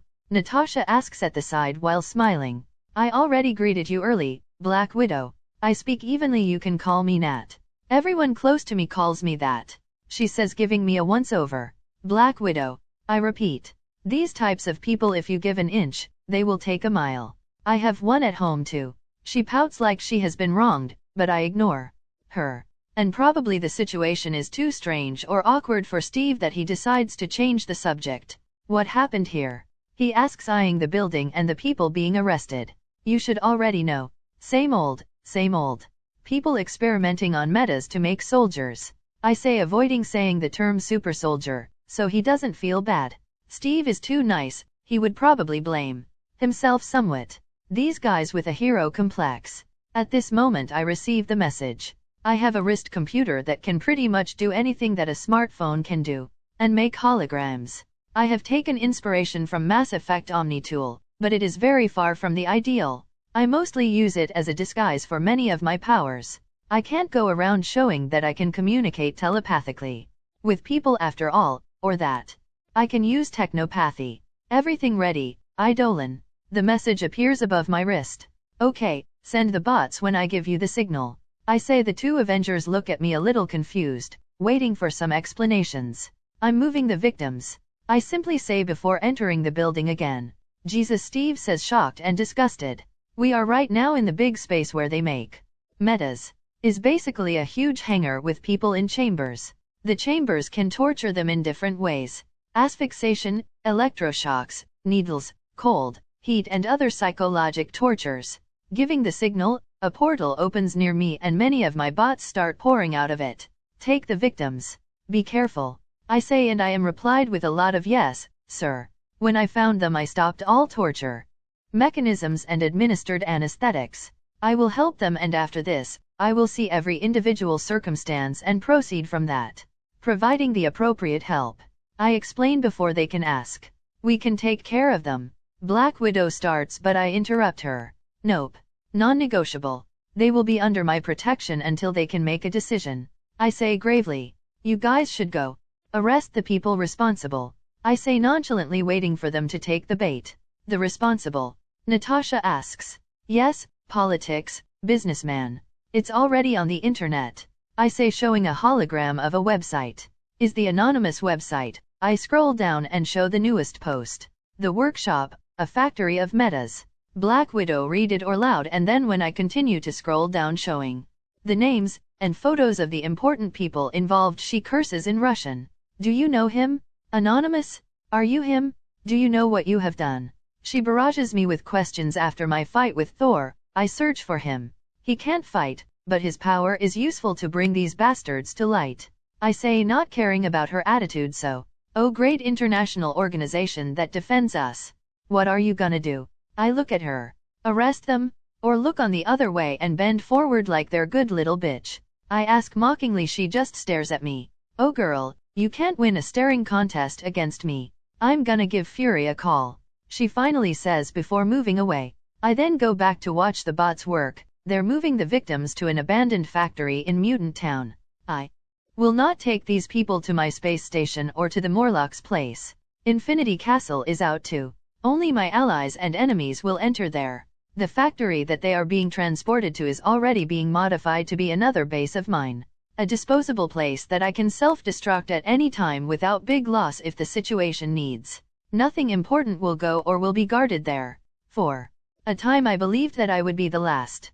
But now I see that I'm naive. I hear Steve speak at my side, eyes dazed while looking at the horrors presented in front of him. Humans will never stop trying to improve themselves. Unfortunately, some take the easy way of building a path over other people's corpses. I say, make me wish that maybe that day my experiment should have failed. I confess, thinking that his success created the precedent and as a result all of this suffering. That is true, but he can't be blamed for that. Sigh, this guy is too good for this world. That's a bad thought to have, Steve. First, if it is not you, it would be another recruit. Don't blame yourself over something like this. I gesture to the place, and the Red Skull was already terrorizing the world at that time. You did well. Without you, many shouldn't be here right now, including me. I say what I believe. He gives a heavy sigh, and doesn't speak anything, but I feel that he is a little better. Yeah, Cap. There were bastards experimenting on mutants a long time ago. Deadpool chose this moment to say something. There's this hairy guy with anger issues that. Shut up, Deadpool. I say, stopping him. And this is Steve says politely. He should be curious from the beginning, but he never asked because I never brought up the subject. Deadpool, mercenary. He was here killing the responsible for all this mess before I arrive. I say to watch Captain America's reaction. He looks a little displeased, but don't look like he's gonna preach how killing is wrong and ask Deadpool to be brought in. Huh. It's funny how Marvel, the light universe, is more okay with killing than DC, the dark universe. Captain America fought in World War II, Iron Man flew to the Middle East to kill some terrorists, and I don't even want to talk about Black Widow, Hawkeye, and Thor. After seeing what I want to see, I finally complete the story. He is one of the victims here. I say, bringing Steve's attention to me again. He was experimented on, escaped and come back for vengeance. I explain, and I see Cap nodding in understanding. The displeased look is gone now, more or less. I remember that Cap doesn't like the Punisher in the comics because he kills. Would Cap be influenced by this peaceful and modern times? I can almost see the future conflict brewing. I'm not gonna easy on you, Steve. If you try to stop me from killing someone like Doom or another asshole, I will put you out of action for some weeks. There are people that I can kill without having the blame placed on me, and there are people not so easy to dispatch. I don't believe that I can discreetly assassinate Doom, as an example. A big fight, if it occurs, is unavoidable. At this moment, Natasha finally comes back. I spoke with Fury, let's go arrest some scum. She says with a little smile that Steve reciprocates. It appears that she is annoyed to have to deal with politics too. Must be a pain in the ass, wanting to act and being restrained. That's the problem. With time, even the things created with the best intentions are corrupted by politics. Someone needs to fund SHIELD, and if someone is paying the bills, this someone is the boss. And these people have connections, owe favors, have dirt in other people's hands. Ha, so complicated. Many things can influence a case like that. If I hadn't posted the information on the internet, Fury would probably keep it low-key and try to deal with this situation without a great fuss. I will have to put your name as the one that disclosed the information, Idolan. She says do what you want. I say not caring. I think she is warning me that maybe some people will try to take revenge against me. The people who are being arrested will be arrested, are powerful politically and monetarily. But there's no need to worry. If there's something that Chinese novels taught me is that a big fist is the best type of power. That triumphs over all others. By the way, what is that things? Natasha asks, pointing at my bots. My little helpers. My organization is short of personnel. I have great quality and little quantity. I say vaguely, your organization? I'm curious. She says, approaching me. Ugh. Again. Curious enough to bug recently tortured people. I say, stretching my hand and taking the trackers that she put on the chambers of the victims. She has the decency of looking ashamed, at least. And she is even half real, I can tell. Even Cap gives her a look. Well, it's my job, she says, shrugging her shoulders. I know. And that's the only reason I haven't attacked you yet. I comment. Scary, she says exaggeratedly, but I can hear her heartbeat increasing slightly for a few seconds. She really believes that I will not hurt her, but she can't stay calm when threatened by a super powerful guy. But I can tell a little about that. I say, throwing her a bone. Like the Avengers, I also have my own group. But I'm more focused on dealing with meta problems. I thought long and hard about the name. In the end, I decided on something simple that easily tells my objective and motivation. Like Shimura-san said to me once, a name is a way to present your will to the world. It's called SCP Foundation, or simply SCP. I say, showing the symbol that I also copied from the website of my last life. But the symbol can change depending on the member. My personnel symbol has my spiral in the center instead of the 3 arrows. SCP, Natasha asks, stands for secure, contain, and protect. Pretty much self-explanatory. Everyone was moved, sir. One of my bots reports. Good job, I say, and I dismiss them. Everyone out, now, I exclaim loudly and start walking a little fast to the exit. Steve, Natasha, the agents, and the cops started following me quickly. That's the herd effect, right? They don't even know what I'm talking about. After exiting the building, Cap asks me, what is happening? Just smiting this place, I say calmly. What? High in the sky, unseen by people, one of my clones releases a huge high concentrated blue blast of fire on the building. I even use telekinesis and a force field power to create a tunnel to the fire to stop the heat from propagating. Visually looks like that move from Enel in One Piece. Similar attacks take place at the other hideouts from the workshop on New York. Is a spectacular sight in this night sky. Humming to myself, I watch the building become ashes in a few seconds and only a perfectly circular hole in the ground remains. What is that for? Black Widow practically screams in my direction. I ignore that question and speak one of my own. Do you know what is this? I say, gesturing to the vial still in my hand. She appears a little confused but asks nonetheless. I'm curious at the beginning, but you never talked. So, is called MGH, an abbreviation to mutant growth hormone. I prefer meta growth hormone though. Is being made and studied in that lab. It is becoming popular in the underworld. I say, if I remember correctly, is this thing that gives powers to Black Cat in the comics one time. The coincidence that I talked about earlier is that myself has created something similar based on the trigger drug from the BNHA/MHA world. Is even a linchpin of one of my plots. It can boost someone's meta abilities and even awaken a person's meta ability. Well, temporarily, and with many, many side effects. I hold the vial in front of her eyes. If you think that I will let something created using the blood and tears of my people fall on the wrong hands, you are crazier than Deadpool over there. She looks at me for a few seconds. If what you are saying is true, this is already in the wrong hands. SHIELD can study this to do good things and use it to track Desh like how you guys used the dodecahedron. I interrupt and look at her almost mockingly. Please, the first thing that humanity always uses technological advances is to create weapons. Cap here is an example. No offense, Steve. But a serum that can bring people to a state of a healthy body and mind, makes people immune to many diseases. What is the first use of it again? I gave her a look. Yeah, to make a soldier. That was a different time. There's a war and the people who founded are militia. I interrupt again. Yeah, you guys fought against the people. Trying to create an Aryan race supremacy. Creating the perfect Aryan race. Haha. I laugh. Is two sides of the same coin. Black Widow. In the past the line is more clear, there are really evil guys to fight against. And now, where is the line? Can you vouch with your life that your higher UPS are honest? For all of them? Anonymous just posted a document proving that I'm right. I'm not gonna discuss with you. What is done is done. Mikhail, go back early, I will drop Deadpool home. I say, turning to my Russian subordinate. You know, destroying the place was really not good. There could be important evidence there, it would make investigations easier. Black Widow says while I start to float with Deadpool bubble. There's none that I didn't give Anonymous to post on the internet. You can trust me on that? I say, you say to me to trust you but you don't trust us. Yes. Ugh. You're making things difficult.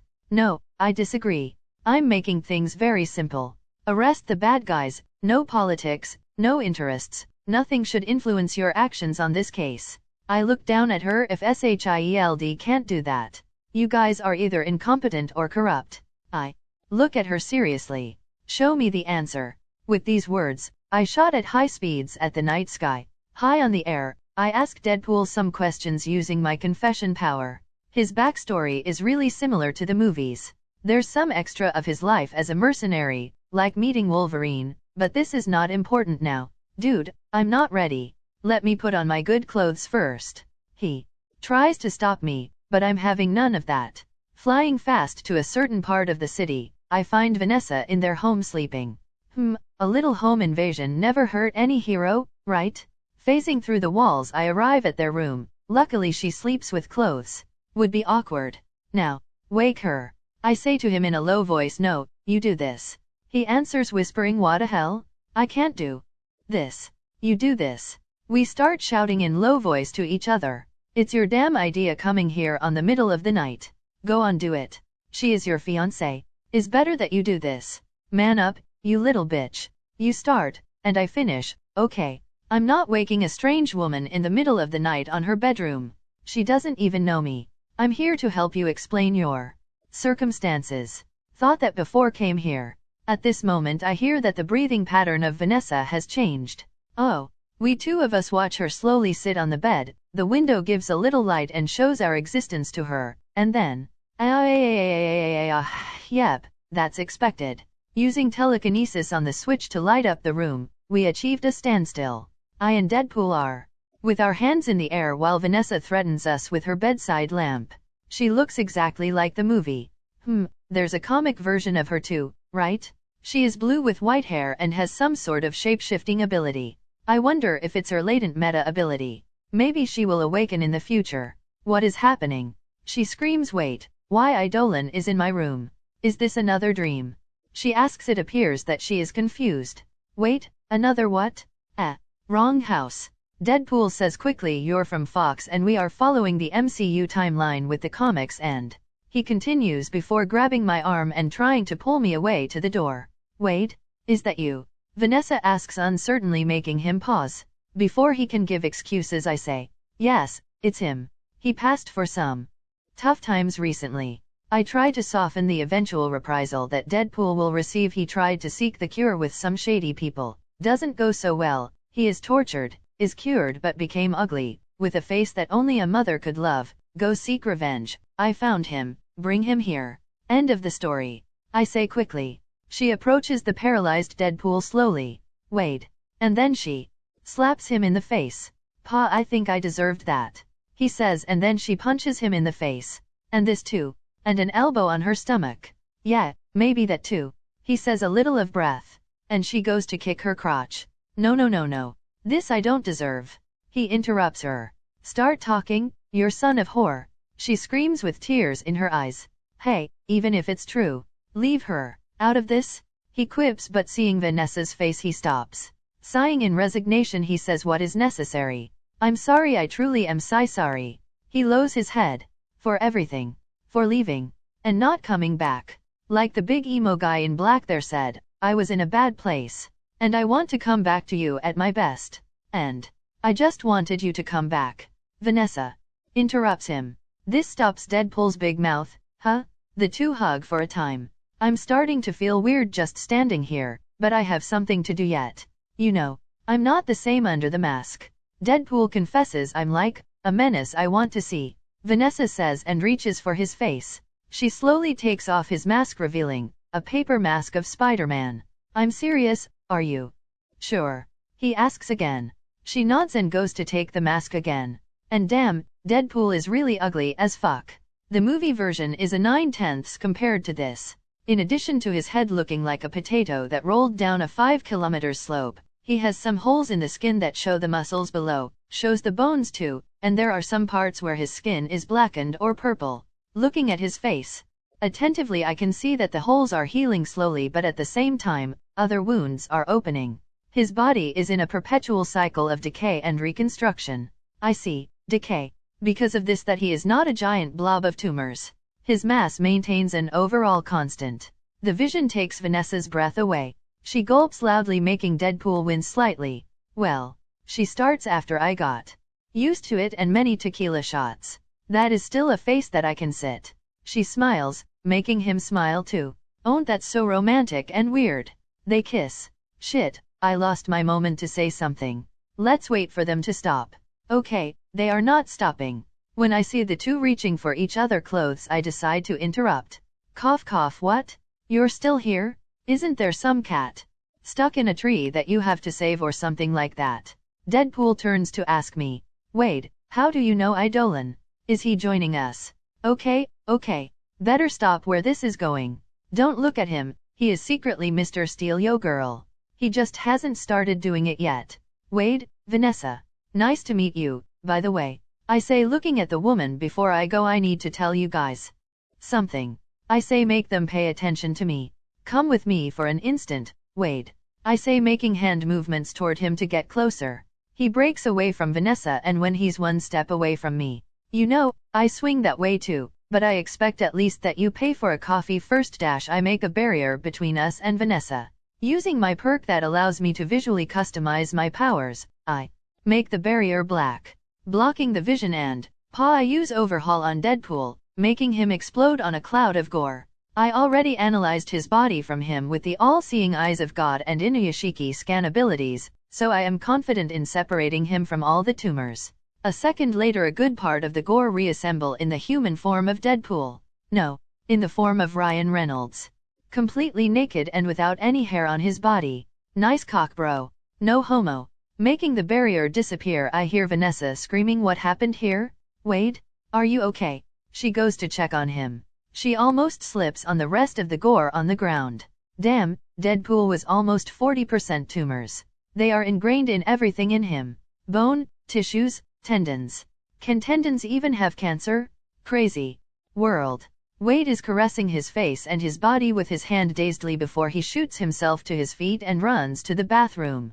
I'm back, baby. I hear him screaming before he runs again here and goes to hug Vanessa. The two are very happy, spinning and laughing. I never thought that I would be happy to look like Neo out of the Matrix. He says. Well, it's true. And then he looks at me. Oh no. Come here, you little stopping him telekinetically. I say, don't touch me naked, please. And then I throw a bedsheet at him. And don't celebrate so soon, I say, lowering the excitement of the two. My eyes change to the all-seeing eyes of God and I analyze Wade again. You're still sick, I say, and see the happiness slip away from their face. I've never seen something like that. Go on, document. Keep it true, Wade says jokingly while Vanessa holds his hand from her. Your meta ability is your ridiculous healing factor that kept your cancer at bay in a strange state of equilibrium. I don't know how or why, but the awakening of your ability mutates your disease too. Is like every individual cell of your body has cancer. At least will potentially have. I predict that between 2 weeks to a month you will go back to being a ugly moon. Again. I could repeat my treatment again and again but will never be a decisive solution. Telekinetically I take all the gore from the ground, roll it into a ball, and store it in the sky. Poison pearl. Is like your ugly form is your new normal look, like some metas change skin colors to blue and etc. Let me take some samples. In 2 weeks I will come back regardless of whether or not I have a permanent cure. After this, I take a little of blood and tissue. While this I tested his healing factor, making a cut on his forearm. The healed skin is all bloated like before I used overhaul on him. Try to not get hurt again, it will accelerate the progress of cancer. I say while using Inuyashiki healing powers over his arm and healing his skin. I wonder what would happen if I stole his power? He would be free from the downsides too? Or he would die. It's better to make tests before it. And there's another thing bugging me. In the comics, Deadpool has a little relationship with someone that I don't want to involve myself in now, or never. Lady Death. Humph, she is annoying a fuck in the comics. Manipulating people, toying with everyone. Death of the endless Lady Death. I have this little theory now. Wade was tortured for months, threading between life and death. Maybe he doesn't have the memories but the cosmic entity has already contacted him. Maybe she is the one that awakened his power. A convenient power to save him, huh? Any other power would change nothing, but is a healing factor that he awakened. In the comics Deadpool was part of Project X. Makes sense, he gained a healing factor. Wolverine, you know. But here? Too convenient. For a moment I think about just asking Deadpool, but I dismiss the idea. I'm not really sure if Death loved Deadpool or just used him to make Thanos jealous. So maybe she is watching right now. I do not want to attract her attention. These cosmic entities. I don't want any curse or blessing. Just leave me alone. Well, till now the Living Tribunal didn't appear to erase me, so I think they don't care about me. I lived here in this world, so I'm not an outsider or whatever. I send my conscience in the sky. Poison pearl and check the 100-year bazooka shell. I'm feeling more secure with it. If things go south I will just use it. You can handle cosmic entities, right? Future me? Now I'll go and give you guys time to whatever freaky reconciliation sex you guys plan on doing. I say getting ready to leave. Nah, I think that today will be the traditional missionary. I'm feeling nostalgic and old school this night. Deadpool says affectionately looking at Vanessa. Weirdos. Bye. I say before disappearing. Third person POV. Is it wrong that I want to hit that? Vanessa comments about Idolan. Baby. I want to hit that. Maybe we should try to invite him to a THRE some. She smiles mischievously. Who knows, maybe in the future. This remembers me. Wade says before searching for a paper and a pink crayon. List of people that have a key to my heart. Vanessa reads what is written. Vanessa, Wolverine, Spider-Man, and Idolan. She gives him a look. I'm sorry baby, I have a slut heart. He says going to kiss her but you're the only woman. Remember me to send some nudes to a certain guy. I owe him one. Unknown Idolan hideout. Dr. Emery's Killgrave wakes up with a startle. He is shielded by a strong light above him, strapped on a cold surface and completely naked. The many sensations leave him confused for a while before panic starts to fill his mind. What? Who? Where? I am. There's someone out there. He starts screaming but no one answers his pleas. When he is almost giving up someone finally talks to him. Emery's Killgrave. Someone greeted him comfortable. The voice is male and deep, but is unrecognizable and lacks any emotion. Who are you? I have friends in high places, get me out here instantly. Emery screams before being interrupted by a laugh. Haha. Damn, you're really using connections in a situation like this. Pfft. So laughable. No wonder you were kicked out of Project X to work in some unworthy side job. You're too dumb, the voice mocks. You dash. Emery's fumes with anger. What would you know? Huh? I'm working to change humanity and history. He is interrupted again when something clamps his mouth shut. He can't even let muffle sounds. Yeah, you are the greatest, your work will change everything, you are doing this for humanity, and you are going to win a Nobel. So cliche, so cliche. The voice mocks before appearing to get closer. You're just a 2-bit scientist playing God in a small and pathetic lab. Please. Who doesn't know that meta abilities have a great chance of being awakened in extreme situations? Any monkey can deduce that 1 + 1 2. You're just torturing people and hoping things go well. There's no science on it. Emery's Killgrave can only struggle in anger. the truth in the words cut deeply that he wants to admit. At this moment a ringing sound echoes in the room. Killgrave recognizes that sound. He hears the voice chuckling and answering his phone. Beep. Security chief. The person answers, but now using Killgrave's voice. Killgrave's eyes widen. Yes, we have a setback.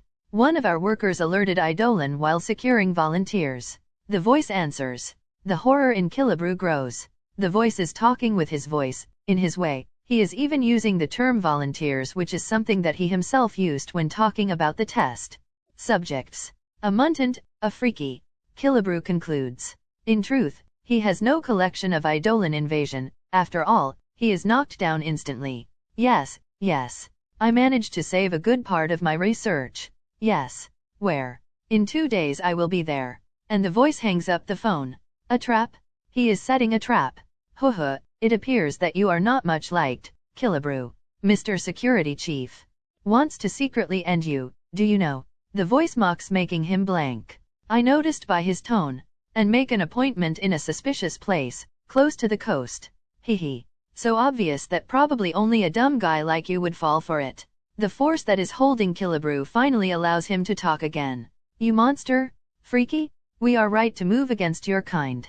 In no time you're all would try to take the world from your betters? Just accept to be a sacrifice to all humanity? Why hold all this potential on a few, when everyone can have it and dash okay, I have the gist of it. You're envious and afraid of us. Simply like that? The voice says dismissively, now that you like so much sacrifice for the greater good. The voice says slowly with a dangerous edge on it. Killgrave hears mechanical sounds around him. He is familiar with these sounds. PSSH, something covers him. A chamber. Normally I would shut down your pain receptors, but nah, I just don't feel like it. The voice speaks again before pain assaults his whole body. Let's win that Nobel Prize. Document. 2 days later, Idolan POV. In a place close to the coast, I stand on an air platform, overseeing a convoy moving. The people that came to get Killgrave. At my side, Psycho stood on her new female samurai gear. There are 2 swords on her waist and a half ONI mask on her hand. One of the swords is a normal thing that I brought from the BNHA/MHA world, used by a small villain. It's really usable, not a piece of decoration, so it's good to be her beginner equipment. The other sword is not so normal. Murasame, the sword of Akame that was collecting dust as a card, finally gains use. Not that she will use it for now, but she needs to become acquainted with the thing. In Akame ga Kill, the Tigus chooses the owner too. I plan to give her Inma or Aim no Habakari, Odin's swords eventually. But she will probably have a hard time trying to use the 2 swords as she was at the moment. They really have some sort of spirit inside. Thanks to the essence I can lend any weapon, and the ones that I lend will not have a problem using. But using well, at full potential, is another story. And she is also carrying her buken. A little useless, but using haki or nin could make the wooden sword as good as any weapon. Yes, I trained her on the 2 power systems. Well, correction. I introduced her to the 2 power systems. And I have to say, she is good. Almost intermediate level on the 2 with only 1 week of training. Her own talent coupled with that of Muchiro makes her a genius at these things. Here's good enough, very isolated. You take care of it alone. I say to her while pointing my hand to the convoy of cars. I will not disappoint. She nods, seriously putting on her mask. First, I release an electromagnetic pulse, destroying all their electronic devices. Their car stops working and they need to use the terrain to stop the movement. Some cars even flipped. Now they can't ask for help too. Using weather manipulation, I bring dark clouds to this area too. And after I make a portal, Psycho jumps in it and arrives in front of the cars. I cross my arms and watch the show. After the momentary confusion, the soldiers reorganize themselves to defend themselves. They are at least smart enough to understand that they are under attack. There are 22 of them that survived my EMP blast. Psycho, we still haven't decided on a codename for her, walks leisurely but with a focus on the enemy. It appears that she wants to test herself. She takes her buken and holds it with both hands and takes a deep breath that only I noticed. The soldiers saw her and pointed their rifles. They're accustomed to fighting super people, so they won't underestimate a lone woman approaching them. They don't hesitate to open fire, but Psycho moved while their fingers didn't even fully press the trigger. She is fast as a bullet now. Tokaido Muichiro is one of the fastest IRAs, he is even the instructor of the speed training on that arc. And with Psycho's new powers and usage of Nen and Haki, she can have incredible bursts of speed. In no time she is already stabbing a guy with her buken right on his solar plexus, breaking some ribs. She changes stance and gives a horizontal 360 slash, taking 2 more soldiers with one move. But she is encircled now. Let's see what she does. Without wasting time she jumps to go off the encirclement. She could have used the fact that there are enemies behind her to make the one on the front afraid of friendly fire. She can't move in the air. In another situation that would be the end of the fight. But these guys are using helmets that limit their visions. They lost sight of her and took too long to look up. She already fell behind some of them and continues her onslaught. Without killing anyone. I notice. Well, she broke many bones. And that one over there will die because of a rib puncturing the lung in 17 minutes if nothing is done. Apparently, Psycho doesn't know her own strength. But she is holding back. Not on the level of killing people yet, Psycho, but damn, she is enjoying it. Only I can see, but she is smiling. Her body temperature is elevated in strange places and she has a blush on her face. She is making even less useless movements now. Her assimilation with Muichiro is already completed, but that is her first real fight. So her body needs to adjust to battles. The assimilation process is really bullshit. Completely bypassing the years needed of training, fighting and life/death struggles in some days. To make someone an expert. She stopped? I don't hesitate to press all the rest of the enemies with my telekinesis, and bring them all to their knees. Making various force field domes and making them black to keep them from seeing me, I step down in front of Psycho. She has a pensive expression in her eyes. You must be disappointed. She murmurs without looking at me. Not really. But tell me the reason you stopped. In any other situation, you would be dead now, I say. My voice even. For an instant I saw my reflection in the window of that car and I was making a very nasty face. Something on my eyes scared me, she confesses. As expected. Sincerely, I was waiting for this moment. So, how do I do this now? Is this the moment where I grab her breast from behind and shout some protagonist bullcrap to her? I approach her with measured steps, stopping very close to her. She almost squirms having me this close and she continues to avoid eye contact. Using my index finger to raise her head by the chin, I forced visual contact. No, I don't see it at all. I say, looking genuinely confused to me. Your eyes look beautiful as ever. I say, making her blush. Hector-san, I'm not a normal girl even before the apocalypse in my other life. She confesses everything.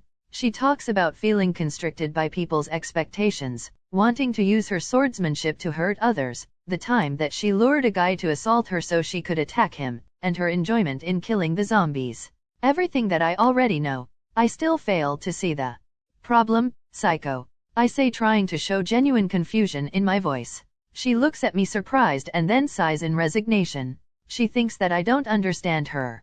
I think you're misunderstanding me. I say before she takes her own conclusions. I understand that apparently, you have issues with your eccentricity. She looks more attentively at me. Time to talk no jutsu. And I still haven't assimilated Naruto. Imagine when I do. Will I be able to convince Galactus to be vegan? And I'll have Thanos board the Sigma male grind set Andrew Tate style? You are not normal, that much is obvious. So what? Why are you admonishing yourself for nothing being normal? Using other people's ideas of good behavior or ideal person to measure yourself. Sartre once said that, hell is other people. Comparing yourself with others will only bring you unhappiness, and it is not because they are the majority that they are right. So you have a sadistic, violent, and malevolent nature? Again. So what? Who doesn't have one?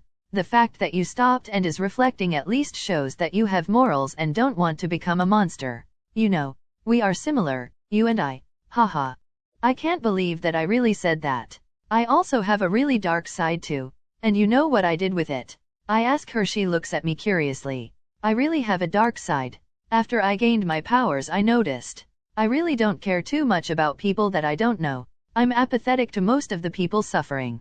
And even the people who suffer from the collateral of my actions. Different From psycho who enjoys violence and hurting others. I simply feel nothing if others are hurt. I don't enjoy hurting others, but I don't lose any sleep either knowing that someone far from me is dying. I mean, I knew that I should feel bad. And I act responsibly. I don't abuse my powers and I don't bully others. But is more of a duty than something that spawns from my conscience. And I feel good about helping people. It's nice. But I'm a pragmatic guy. I won't be overwhelmed with guilty if I fail to save someone. I will feel bad more about my failure than the lives lost. You know that test where a train will kill 5 people and you can change the direction to kill only 1? I would pull the lever without hesitation. I would let 1 million people die to save 1,000,001. I'm pragmatic like that. I have the gacha and I can gain powers easily. Sometimes I catch myself thinking about what I would do if I don't have this option. How far would I be willing to go to grow strong? I know the answer. Very far. Dr. Doom level of far. I showed that. In my travel to the BNHA/MHA world. The knowledge that I was so weak and vulnerable in this world annoyed me greatly. But I don't regret it. I did some good at compensation too, and now I can protect my home world better. And now that I'm stronger, don't need to hurt people easily in my quest for power. Sincerely, it's good that I'm like that. If I hesitate, I lose. Is much better to be apathetic to these things than to have a crippling hero conscience that halts my progress and makes me depressive. I could blame the assimilation, but no, is all me. I'm like that. Gaining power only reveals that. If you want to know a man, give him power. Really true words. Strangely, acting as a hero is changing me a little, or maybe is the assimilation of good guys. I'm a little more empathetic. And thinking about doing more to help. Even if my thought is evil, I don't externalize them is all good. I'm acting good, so. What? What's the problem with having evil thoughts? Who never thought of things that would never do in real life? Or maybe I'm being influenced by the people that I'm nearby like Peter and Steve. Who knows? Maybe I can become a cool guy like them in the future. It's good to know that I'm absorbing good things from them. I learned how to use it for my purposes and even to do good. I answer psycho. Look over here. I pointed to the side. Where I'm pointing, some kilometers away from us, the wind starts to grow strong. With my powers, I make a hurricane. Your urges and nature are just like the wind. Shago is right. I really love my metaphors have so much destructive power, but if you can harness and channel it in good things, you can have the best of both worlds. I snap my fingers and make a show of easily dispersing the hurricane. But you need to control it, and don't let it control you. You are sadistic and like to hurt people? Fine. Hurt people who deserve it. Do you want to be a righteous samurai? Protect the innocents. And if you don't trust yourself to make these decisions. I look at her intensely and slowly walk behind her, grabbing her hand that is holding the buken, and I raise it to point to the people trapped on my force field. Leave the decision to me. You don't need to think too much if you don't want. Let me be the one that uses your impulses. I lower my head so that my mouth stays very close to her ear. Trust all of yourself to me. Be my weapon, my blade. My blade doesn't need to think. Just to cut what its master wants to cut. I feel her shivering and start to pant slightly. Let's go to the final blow. Stealing some words from the MC of High School of the Dead, I will make her overcome her issues. It's like they said. If ain't broke, don't fix it. If worked for him. You say that your face is nasty. But I think you are beautiful, psycho. All of you? I whisper in her ear. I'm so looking forward to seeing how much more beautiful and strong you can become. I want to see it. But this isn't gonna happen if you are held down by other people's morals. Just trust me, okay? Grabbing her hand more strongly, I raise her buken even more. Do you remember what I said about your potential? That one day wouldn't be weird to you to cut mountains. Putting my haki on her buken, I swing down together with her. Using Advanced Hashoka no Haki, which I finally learned by assimilating Odin. Our slash makes a huge gash on the clouds that I created with my powers. Her breath hitched. You can be so much more. But only you can take this first step. I let go of her hand and wait.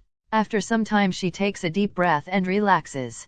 I can feel it, the hesitation and uncertainty disappearing. Hector, a man can't say those things to a woman lightly, you know. She chuckles. I will hold you responsible from now on, she says simply before raising her buken. Heh, you can trust me on that? I disperse the force fields, revealing once again the soldiers underneath them. Getting invisible, I watch her advance toward them. She is still using her wooden sword and she is still holding back not kill anyone. Maybe it's a step that she's not ready for, yet. But now she is. Much more violent. Breaking a guy's jaw, destroying another guy's fingers, attacking someone's knees and making them bend unnaturally. And she is laughing. She is flushed, her eyes almost glazed, and she has the biggest smile that I have ever seen on her. Sniff. And I can smell her arousal. Ha ha ha, I watch her kick someone's shoulder and step mercilessly into another one calves. Yep, she is a yandere. Putting my chin on my fingers, I think for myself. Is it weird that I find it hot? Yanderes are cute when they can't kill you, right? Right? I'm not weird. Third person P.O.V. Cthulhu-centered Cthulhu arrives at dawn at his residence after a night exerting his dominance on the cats of the neighborhood. He yawns, pleased with himself after a job well done. The cats are like him but not quite the same. They're less, and he needs to show them that. He hears the familiar beep that he always hears when he uses his personal door to enter his home. It's always like that after his master gave him his collar. Arriving at the place to eat, Cthulhu sees her. The green creature that master brought last time. She is just a lazy bum, even more lazier than him. Cthulhu decides that he needs to teach his junior a lesson. Lowering his gravity center, he stalks his prey. Silent like a shadow, he approaches and then he attacks. Raising his mighty claw, the skies dimmed and pressure overlapped all creation. He strikes with a roar. In a second, hundreds of attacks are shot at Gamera. But she remains unmoved. Her armor defends her from the life and death situation. Tack. Tack tack tack tack tack. Cthulhu, stop bothering Gamera. He hears the voice of the first female talking to him. Feeling merciful today, he decides to spare his subordinate. Meowth, next time you will not be so lucky. He tosses his muzzle to the side and follows the woman clad in black and white. It's time for him to eat. Meowth, give me the offerings, woman. He says, even if she knows that she can't understand him. Only the master can understand him. But she is already well trained. She makes a door and retrieves a big fish. Even bigger than her. Cthulhu remembers that is called tuna or something like that, but he doesn't care. Food is food. And to a Flurkin everything is food. But there is more tasty food, like fish, and because of that, he remembers it well. While he eats slowly, because he receives only one tuna per day, so he needs to savor it, he hears his master approaching. Good morning, Isabella. Hey buddy. And hi to you too, Gamera. The master greets and scratches his neck while he eats. Even the ever disrespectful turtle appears from her shell to see the master. Did you sleep well, Master Hector? The woman asks, did you even sleep? She asks again, with a strange tone in her voice. Ugh, not at all. Some results of the experiments would be ready in the middle of the night, so I just stayed awake to wait for them. The master answers, I took advantage of it and advanced my game's projects. You're spreading yourself too thin, Master Hector. The woman says with another strange tone. Yeah, I know, but I need to do it, and it will get better. In the future. He says the future where I can just lazy around and where people do everything for me is not far. Haha. I will act spoiled at that time. He laughs after this. The conversation delves in something that Cthulhu don't care. Something about making a serum that will work on everyone regardless of their power level and making them have a good control of their power. After feasting, Cthulhu gives the woman his thanks. He needs to maintain his humans happy too. He decides to go to sleep after the master goes out like every morning. Cthulhu is now trying to train Gamera. Sitting on her shell, he orders, Meowth forward, you lazy creature. But Gamera does not ever get out of her shell. Meowth, move, move. Cthulhu tries to urge the green creature onwards, but again he is ignored. Meowth, I'll use you as my sandbox. It threatens. And enough is enough for Gamera. Cthulhu felt a suction force and he found himself in a strange room. The fur on his back stands up and he looks cautiously around. He attacks a pillow and a couch, but the enemy doesn't reveal himself. Then he releases his tentacles and trashes all over the place. His tentacles go to all nook and cranny of the room and are when they reach the ceiling that an escape route is revealed. Cthulhu releases even more tentacles in that direction, and when he is thinking about jumping, he is yanked out by a hand. Outside the horrible room, he finds his master holding one of his tentacles. He retracts it and throws himself on his master's lap. Meowth, that creature is evil. Kill it. He growls. at Gamera that is just chilling on the ground. You will not find trouble if you don't search for it, you know. Hector says. Cthulhu feels wronged. He then notices that the green female is accompanying his master now, the one that is always in heat. Here Cthulhu, play with it. The woman says, showing a small cylinder to him. She then points it to the wall and a red point appears on it. Meowth, what? That thing is moving. It is invading. Kill it. Cthulhu lunges to kill the enemy, but it appears that the small red thing is slippery. He can't catch it. So, what are you talking about again? The master turns to the green female. Ugh. You don't know how hard it is to find capable people to open the club. You don't have anyone on standby, do you? The female asks while she moves the little cylinder, making the red thing follow. Nope. But maybe one of the Morlocks or people from Mutant Town. The master put his chin on his fingers, using illusions to make them look normal could make them tied tightly to you, but there's a whole other set of problems doing it. Yeah, wouldn't need to be a genius to connect me and Idolan. And your minions are not totally loyal. Right. They're not my minions. But yes, it is necessary to separate things well. By the way, after the invasion, there was a crisis in New York. Are you sure that there's no one looking for a job? It's not like no one is looking for a job. On the contrary, there are too many people looking. But I want at least 5 people with experience. Some good bartenders, and a personal DJ. I don't have the patience to train novices. I don't even know how to train novices. The green female says, exasperated. Makes sense. If your standards are so high, just hold for now. It is not like you lack cash. True, but doing nothing is becoming annoying too. Unless you want to help me with my boredom. The woman gives the master a look. There it is. The mating dance. She is in it for a long time. It appears that she is not very good, because the master never accepts her advances. After some back and forth that bores even Cthulhu, mate already you two, he thinks. The woman asks more seriously now. And your little revenge plan? How it goes? I'm surprised that you already haven't flown to the guy and twisted his neck. The green female says. I finally have a good idea about everything. That he owns and that he is. I'm already started to slowly take everything from him. I'm not in a hurry because the guy is buying properties destroyed in the invasion at cheap prices. The master continues, he also uses blackmail and threats, so I'm letting him do this work for me. Everything will be mine in the end anyway. And he also has some connections with an organization called The Hand. They can be problematic, so I'm investigating them carefully to make sure that my actions don't trigger some bullshit demon/dragon summoning on the middle of New York arc. Forever cautious. The woman says. That's me. The master shrugs. Idolan POV strange. Right now I'm helping in China after a dam malfunctioned. Stopping the water to not hurt more of the nearby residents. I analyze the damage. This looks criminal. I muse to myself while waiting for the decision of the operators. I could block this easily but would let them with future complications. Beep code, Goblin Slayer time on New York. My wrist computer alerts me. Ah, now I understand. Now all pieces fall in place. Norman Osborn did this to take me away from New York. Heck, classic. I look around rapidly and noticed some people looking at me strangely. Maybe they are his underlings ready to warn him if I leave. HMPF. You're still too green, Norman. Pun intended. Using an illusion to hide the fact that I'm duplicating myself using Dark Danny powers is easy. You know, even when I reveal my powers I always downgrade them or make some restrictions on purpose. All the world knows that I can duplicate myself. But when I did that, my clones don't have my mantle and they didn't get far from me. So people think that my mantle is a sign of the original body. If you let people take their own conclusions, they can come up with some dumb things.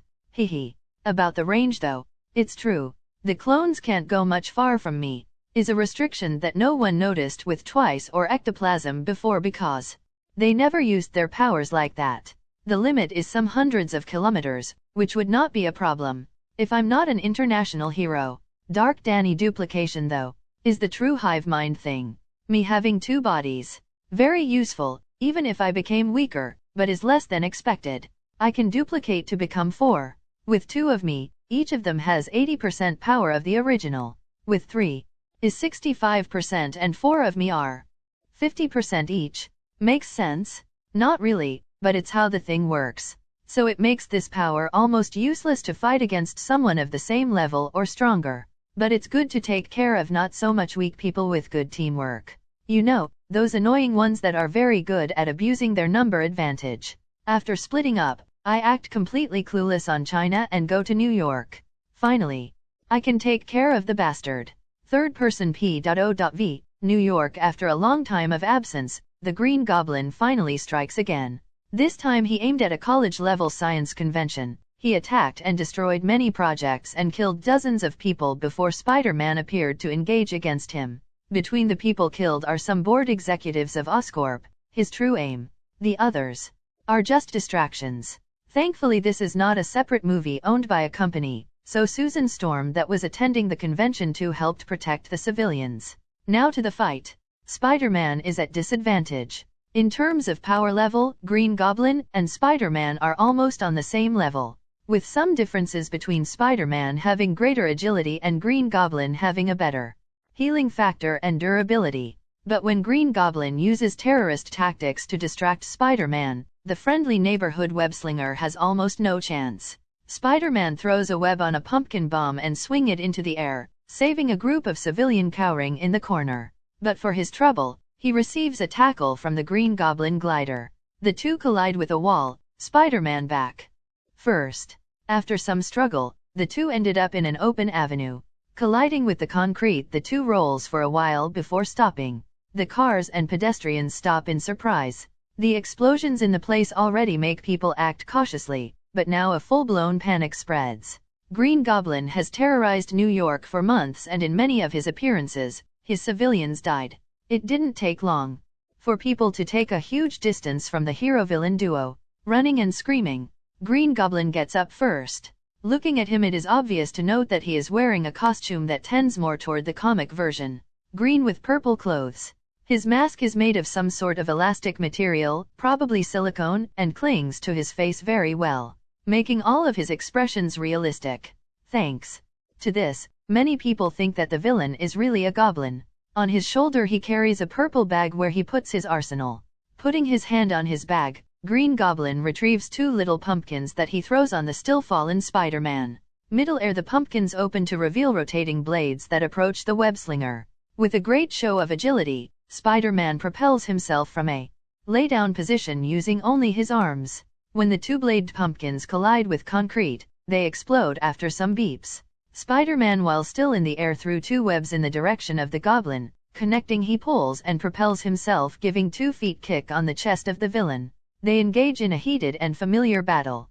But this time something is different. Green Goblin has no interest in taunting or making Spider-Man life miserable. He wants to end this fast, or either killing Spider-Man or running away. When the first option looks difficult, he controls his glider to come to him. He disengages from the spider-themed hero, throwing him away in a car, and is ready to flee. But it's too late. They hear the sonic boom before they see him. Idolan drops from the sky into the middle of the street, his knees bending slightly and the ground shook with his landing. While he slowly straightened himself, a pin-drop silence fills in the surroundings. Even the Green Goblin is with his mouth agape and goes to check rapidly some device in his waist. Probably something to keep tracking on Idolan in China. To this day, public opinion concerning Idolan is very divided.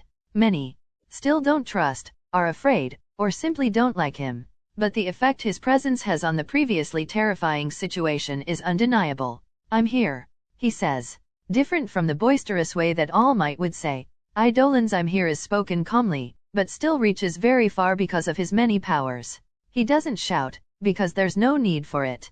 If All Might "I'm here" is a warning to civilians, allies, and villains, Idolan's "I'm here" is a statement. He just presented the fact that he arrived and everything gonna be alright now. And it works. Green Goblin infamy is such that the mere mention of his name gives the creeps to the people of New York. But when Idolan arrives, everyone nearby slowly calms down. Like the danger already passed and he hasn't even done anything yet. Is funny how Magneto is the world's most dangerous terrorist when Green Goblin kill count and actions are much worse. The potential danger must be a factor too. Idolan muses to himself while he looks around. "Are you okay, Spider-Man?" he asks the web crawler. Yeah, I've been worse." Spider-Man answers, groaning, "Go help the people that need it. I will deal with the goblin." And not having to fight the crazy green guy? Count me in. Be careful with his gases. I think it may be the only thing that can hurt you. Can it even hurt you? Whatever. I'm going, he says before jumping away. Thinking that Idolan is distracted, Green Goblin takes many pumpkin bombs from his bag and throws them everywhere. But before they could explode, a force field envelopes each bomb. Don't let the explosion propagate. Green Goblin is already climbing in his glider and taking off fast. But Idolan doesn't even move and the glider stops midair like it has been locked in space. The inertia makes the villain drop to the ground again. Idolan hasn't even moved yet and the situation looks helpless to Green Goblin. Idolan's eyes become red and two beams of highly concentrated heat cleave the glider in two. The villain once again goes to grab something but Idolan blurs. The hero appears behind the villain and in his hand the purple bag of the Green Goblin. And then he makes the thing disappear too. Desperate, the Green Goblin goes for a punch in Idolan's face. Green Goblin is strong. Someone capable of tossing a bus around. Pow, but the punch does nothing to the hero. He doesn't even move a millimeter. Idolan just stays still and the Green Goblin goes to deliver even more attacks. All with the same effect if he was using a feather to attack the hero. Standing here I realize Idolan saying in his mind while maintaining an impassive face. You know, seeing you enjoying so much using your superior strength to bully the weak, I thought of trying to. Idolan says and raises his hand in a well-known form of a flick. Boom! Idolan's casual flick makes the Green Goblin fly like a rocket to the end of the street. The displacement of the wind even makes some of the civilians' hair and clothes move. If before the people were calming down with Idolan's presence, now they're completely relaxed. Like they are watching a spectacle. Idolan uses the same hand that he uses to flick the villain away, to yank him back telekinetically before he hits something. The Green Goblin flies helplessly to Idolan and the hero grabs him by the arm and slams him onto the ground. Boom! Nah, I don't see the appeal after all. He comments while putting his foot on the goblin's chest. Everything going according to the plan. They're close. Time to the next step. He thinks telekinetically, making the Green Goblin stands up. Idolan grabs him by the neck. Time to see who's behind the mask. Idolan says out loud, I'm feeling like in a Scooby-Doo episode. Velma, Daphne, and that gothic band. World to visit +1. Idolan mentally notes. Grabbing the purple hat, that is in truth glued to the mask, Idolan pulls, revealing the face of, obviously, Norman Osborn. Gasps and exclamations of surprise can be heard in the audience. Many people are with their smartphones in hand. Norman Osborn. I would never expect. Idolan comments. You. Damn you. Norman grits his teeth and tries to attack Idolan again. But he is simply bitch slapped to unconsciousness while the audience cheers. Are you sure that doesn't want me to handle him? Idolan asks the agents of SHIELD that have handcuffed the Green Goblin and put him in an armored car. We can handle him just fine. The agent says a little petulantly. Idolan smiles on his head, but otherwise, maintains his poker face. Be sure to keep him very well constricted. Idolan advises kindly, but it just annoys the agent more. Just let us do our job. Capus. He says before slamming the door of the car and taking off. Idolan can just sigh and flies away. This exchange has been seen by a lot of people, exactly like he wants. Norman Osborn is the Green Goblin. Peter Parker thinks. His mind is full of thought and conflicting emotions. Did he know that I'm Spider-Man? He can only shake his head. Norman Osborn was a kind uncle-like figure for some time to him, while he and Harry were best friends. And the Green Goblin is his worst villain. Everything is so confusing. Ugh. I will go talk with Gwen and Ned. He thinks, deciding to take the rest of the day off. High in the sky, Idolan coldly looks to the convoy keeping Norman Osborn. He remains invisible. Waiting. For what? Only he knows. Norman Osborn is thinking about his current situation, where things go wrong. He can only think about the bastard of a hero. His hate for Idolan now eclipses his one from Spider-Man. Defeated and humiliated. Publicly no less. His image was destroyed. He can only think about the damage to his company, and the annoying stinging sensation on his neck. It's okay. I have friends in high places. In some months I will be out. I will pledge. Mental problems. Make a show that I'm cured. Maybe some good things will come from this. He thinks that while some changes are happening in his body, but I want to kill that lowlife. Grr. I will tear him to pieces. He thinks, growling. Drool starts to spill from his mouth. His eyes grew crazy and frenzy. His veins and muscles started bulging. His skin slowly turns green. The temperature increasing. The agents driving the car carrying the Green Goblin notice that something is strange. Is hot and the prisoner is thrashing around. Stop the transportation, let's go check what dash boom. The whole car explodes. From the wreckage of the burning car, a tall and muscular figure emerges. His build is similar to the Hulk. He is green with red eyes, and 2 small horns. On his forehead, he is smiling crazy and drools flood from the corner of his mouth. His hand is in flames. He then throws a fireball at the other armored cars, making it explode too. Idolan. Ugh. Gore. Avengers. Gore, the creature that was previously Norman Osborn, growls before lunging in a certain direction.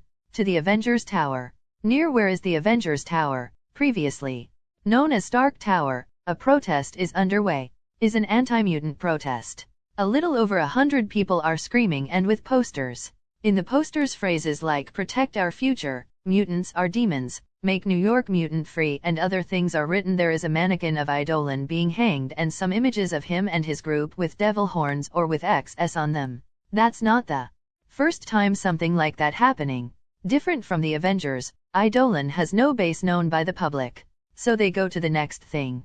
Stark has already spoken out about not accepting these protests and even bought the land near the tower to make it his private property to let these people far away. But this is his limit.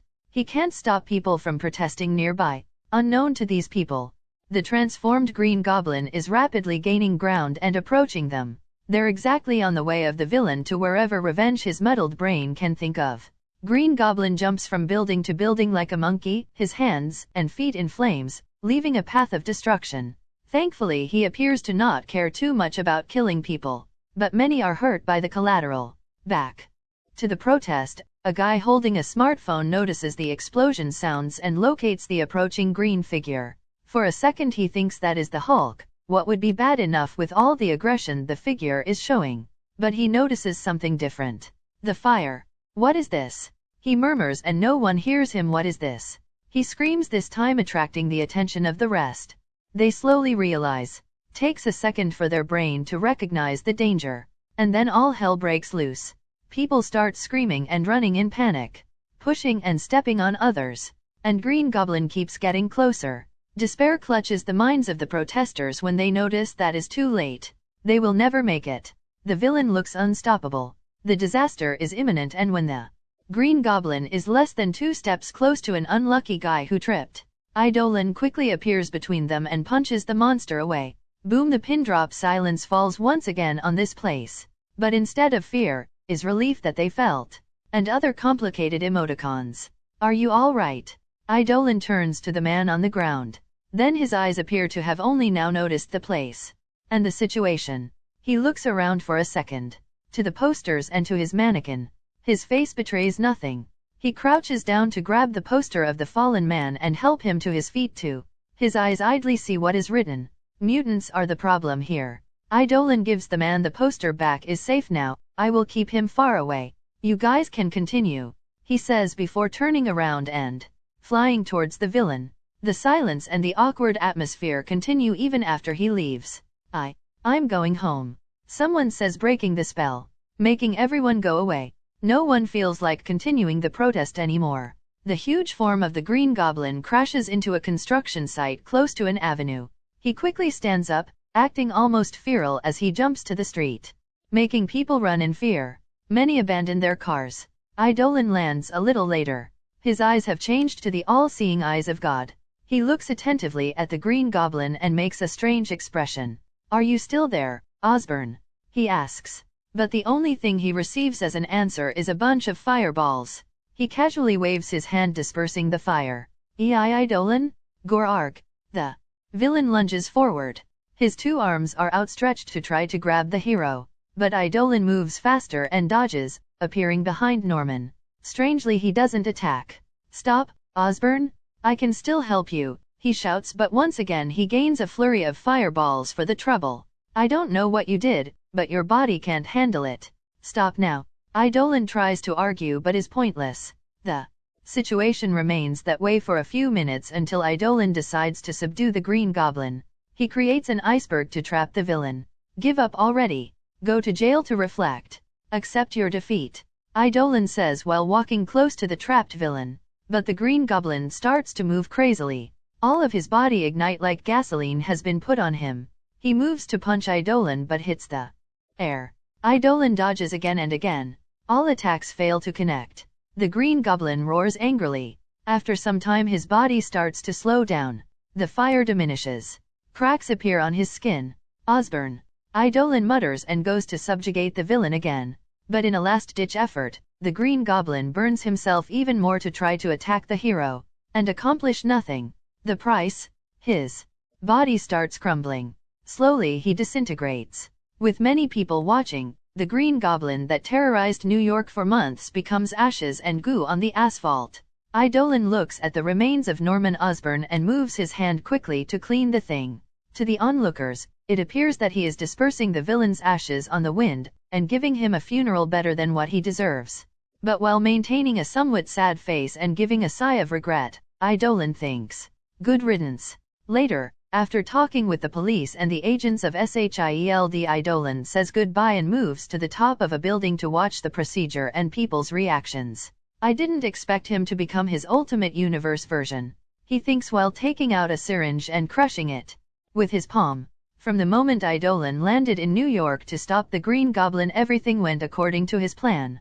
When Hector decided that Norman Osborn is the unlucky villain that would have his license to live revoked, he thought about the best way to do it. His Green Goblin persona is probably the most hated person in the world, so he wants to use that as a precaution for the future. In the Marvel world, it is common for people to come back from the dead. Now, even if he really resurrects, Norman Osborn's public image is forever stained. Even if he comes back, he would come to what? He would have nothing, he thinks. One of the most annoying things about Norman is that in the comics he has too much political influence. He was director of SHIELD, creating H.A.MME.R, mayor of New York, leader and founder of the Dark Avengers, creator of the Thunderbolts. The guy is annoying as Lex Luthor with his political maneuvers. So to prevent that, Hector concocted a plan at that time when he decided to end the bastard. First, he would wait for the guy to present himself. He needs the Green Goblin. After engaging in combat with the villain, he would buy time for someone to arrive and arrest him. Thus he mocked and played with Norman earlier. He timed his big reveal of the identity of the villain, so that the public could see it and that no one could control the news. As expected, the authorities wanted the custody of Norman. Even if they let Idolan take him, the plan would be complete, because the identity of the Green Goblin was revealed. Then, Idolan would need to simply kill the bastard secretly. And if someone in the future asks for him, Hector would make a clone or doppelganger, someone shape-shifting on the guy to appear. Would be very useful to control Oscorp. But the plan continued normally, moving towards the grand finale of the public execution. You see, while Idolan grabbed Norman by the neck, he injected him with the drug trigger, modified by him, and even using the MGH that he discovered to make the thing more effective. So, Norman's rampage is orchestrated by Hector himself. The trigger gives a boost to power with the downside of failing cognitive abilities. Hector wants Norman to put the final nail in the coffin of his public image with his own hands. And it's easy to deal with a brute. Even if Norman became too strong, Hector placed nanobots that would fry his nervous system at command. He only would need to use a certain magnetic pulse with his power to activate the nanobots. And also, the dosage is so strong that Norman's body couldn't cope with the increase in power. Norman was destined to die at the moment that he is injected. And even if he somewhat endured, there's a clone of Idolan, invisible and ready to use Setsuna Tokage's power to divide his body, and make his detached and invisible hand float discreetly and touch the Green Goblin and use decay. Is checkmate in the instant that Norman decided to wear his goblin costume today. Now, one of the most dangerous men was dead. His company will have his name dragged into the mud. Hector will be able to observe to confirm that people are resurrected here without any logic. He even prepared the public for the idea of a villain dying and being killed. A little bonus. He can hear people claiming that they would be better if Idolan had killed him from the beginning. Some people are hurt. Some agents died. Hydra agents. Hector confirmed. Hydra is infiltrated on SHIELD. Sigh, is it too much to hope that a fucked up plot doesn't happen? He sighs before looking at the distance. Oh, they are invading Oscorp to investigate. Let's tag along, he laughs before moving, feeling almost no guilt for what he did today. Hector P.O.V. 2 days later. Huff back to my space station, I relax. Keeping up with S.H.I.E.L.D's investigation into Oscorp proved almost useless. Well, I stole some data. And I prevented S.Hi.E.L.D from get other things using technopathy. They don't want me there, but let's say that they don't have a say on the matter. The worst? There are no spiders in the lab. Ugh. With a little investigation I discovered that in the explosion, mostly the one that transformed Norman in the Green Goblin, many things were damaged and Oscorp lost many projects. The spiders were one of them. No wonder the board of directors wanted Norman's head. Ironic that he lost the opportunity to acquire the power of his arch-nemesis acquiring a failed power. But now, New York is with some radioactive spiders that can bite anyone and give them powers. Ah, the headache. Is this the way that the spider family will be formed? I searched for Jessica Drew and she is a normal woman for now. I didn't find Cindy Moon. I sigh. A problem for another day. Now is the time to talk about good things. Now it's time to Gacha. Yu-Gi-Oh theme intensifies. Yes, a month has already passed. It was a productive month. I'm surprised that no world-ending threat appeared, but it is not every week that will appear one, right? Right? Did I jinx it? This is real life, even if it is based on fiction. I plan to raid some secret Trask secret labs, but I will do it later. I'm monitoring them. And sincerely, would be even better if they try to move. Hehe. It's not easy to change facilities like that. Would make them vulnerable. But I can feel that the Idolan threat is keeping them on edge. But at the same time, they are incredibly arrogant and don't think that they will be discovered. The world still thinks that I'm a brute that only punches things. Now, time for the gacha. Today will be only general gacha. Maybe one of anime. But I want to know more about the essence, about all the possibilities. And is not gonna happen if I only buy specific things. Let's go. What music do I put on? Let's go with Eminem's Superman. And roll 40 cards. The first batch of 10. General, Ping 1 Chun-Li, Street Fighter. My knees became weak. Oh, essence. Are you testing me? Okay, deep breaths. All weebs know. In the world of games, there are some great wonders. And Chun-Li's thighs are one of them. 2B ass is another, by the way. There are more polygons on 2B ass than in some games. Okay, she is a potential summon. She is Chinese and a police officer, right? Or an investigator. Never cared about the plot of Street Fighter. Honestly. I'm surprised that I didn't win Blanca. Next to Ice, A Song of Ice and Fire Meh. A little too low level for me now, but I have a collector's spirit. So it's okay. Would be nice to have all sort of fiction in my collection. General Grievous style. 3 movie travel ticket, low level /1 month. Oh, I have one of these. Wait a minute. The one that I have, there's no time limit. So that means that I secretly gained an op card and don't know about it because I had nothing to compare it to. Damn, I almost used it. The other card allows me to stay during the duration of the plot. If I choose well, I can maybe stay for years. And as any movie. Wow, I need to think about it later. 4 Lasso of Truth, DC Comics. Well, a piece of bondage equipment. This thing is pretty durable, right? Can be useful. 5 Power Boost card. Oh, finally a Power Boost card. Good. 6 Power Boost card. Well, more, it's always welcome. 7 Power Boost card. 8 Power Boost card. Okay, you can stop now. But Power Boost cards are not a loss, so I'm not really mad. 9 Flora Colossus, customizable. Marvel. Oh, a Marvel card. It's not Groot. Is all Flora Colossus a Groot? I never read Guardians of the Galaxy comics. The card is saying that I can choose what type of tree he would be. I need to choose a cool one.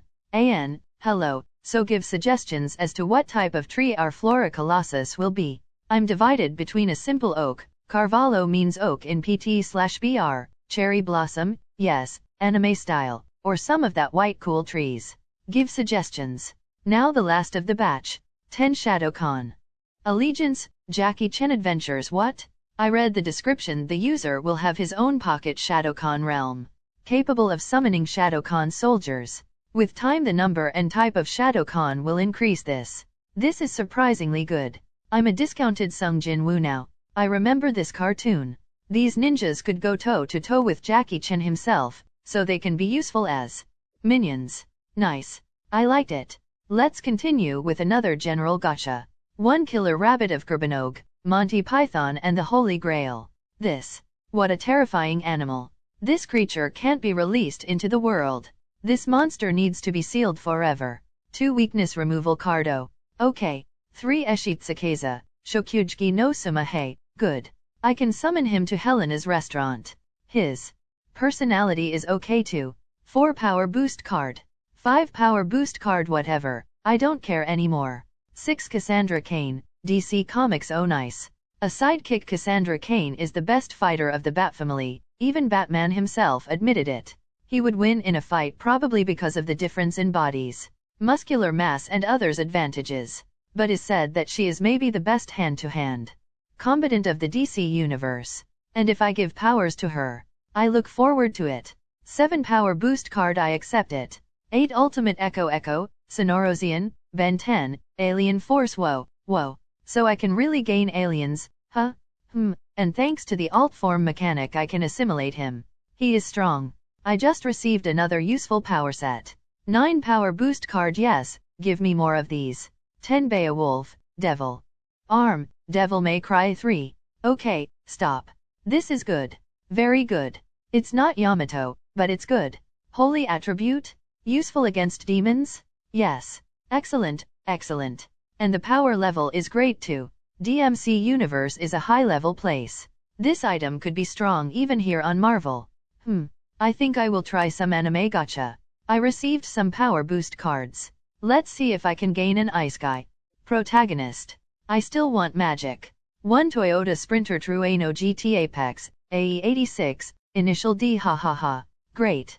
A classic. That's a thing that I never knew that I wanted to gain until now. It's come with the documents? I will check later.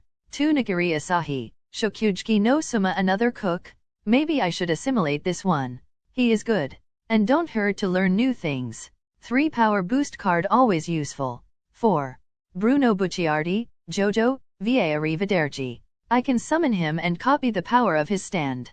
He is a gangster with morals. But these clothes. Ugh have to go. 5 anime travel ticket, low level /1 week, always good. But only 1 week? Give me another of a higher tier. 6 anime travel ticket, middle tier /6 months. Did you listen to me? Give me Raven from DC? 7 Hanma Yujiro Baki. Okay, the essence is messing with me. I ask for a cute goth girl and receive a mountain of muscles. But Yujiro is an excellent assimilation and summon. Is it redundant now that I already assimilated Luther Strode? But the Hanma bloodline can be useful. It's like a Shun Zenkai, right? Yujiro is always getting stronger. So passively evolving is a good thing. 8 Gold Roger, One Piece my. Already learned all forms of Haki. But he is stronger than Odin. Now I'm in a difficult situation. I wish I had won him before Odin. Tisk I would have given Odin's card to Psycho. I will think about it later. 9 weakness removal card met 10th Tsunade Senju, Naruto. Nice. Finally a shinobi. Wait. Tsunade. I look at her picture. Her huge badon curse. Another one of the great wonders of the weeb world. I sigh. Putting my chin above my 2 interlocked hands I pray. I pray for forgiveness. My fellow webs. Sorry, but I'm about to sin. I will assimilate Tsunade. Ugh. Chakra is not like Nen. Or is it? But Tsunade has many useful things. Hashirama lineage. Uzumaki lineage too. Maybe I can awaken Mokuton using her. Ugh. I will assimilate her. Let's finish with a general gacha. 1. Agent 47, Hitman useful. I can use him in this world easily. 2 power boost card yeah. 3 Shade, Shadow Cloak, The King Killer Chronicle oh I remember this book. It's a nice read. And this cloak. Is the cloak woven by a fae using shadows and moonlight? How cool was that? Time to upgrade my mantle. 4 power boost card send as many as you can gacha. I love it. 5 Katara, Avatar, The Legend of Aang, Book 3, oh, another female assimilation. Finally, I can get in touch with my feminine side. Wait, so I can grow brats now using the alt form. I don't want to go in this rabbit hole. 6 power boost card don't care. 7 background customization card X03 always good to have. 8 power boost card seriously thinking about upgrading power manipulation now. I have plenty. 9 background customization card X04 ARG. Why do I gain this thing in batches? Now I'm depressed. Last one. 10 Cortana. Halo 4. Jackpot. Fucking jackpot. Wait. I stayed up all night configuring my AI to receive Cortana like that. Come on gacha. AI is always on the beginner package. It's always come something only when you don't need it, right? Typical gacha. Hello there. Big chapter. Fun fact, the gacha should have been in the next chapter but I squeeze here. Yeah, the time is progressing faster. I want to say some things, but I will let to another chapter. I'm lazy. Bad news, in 2 weeks there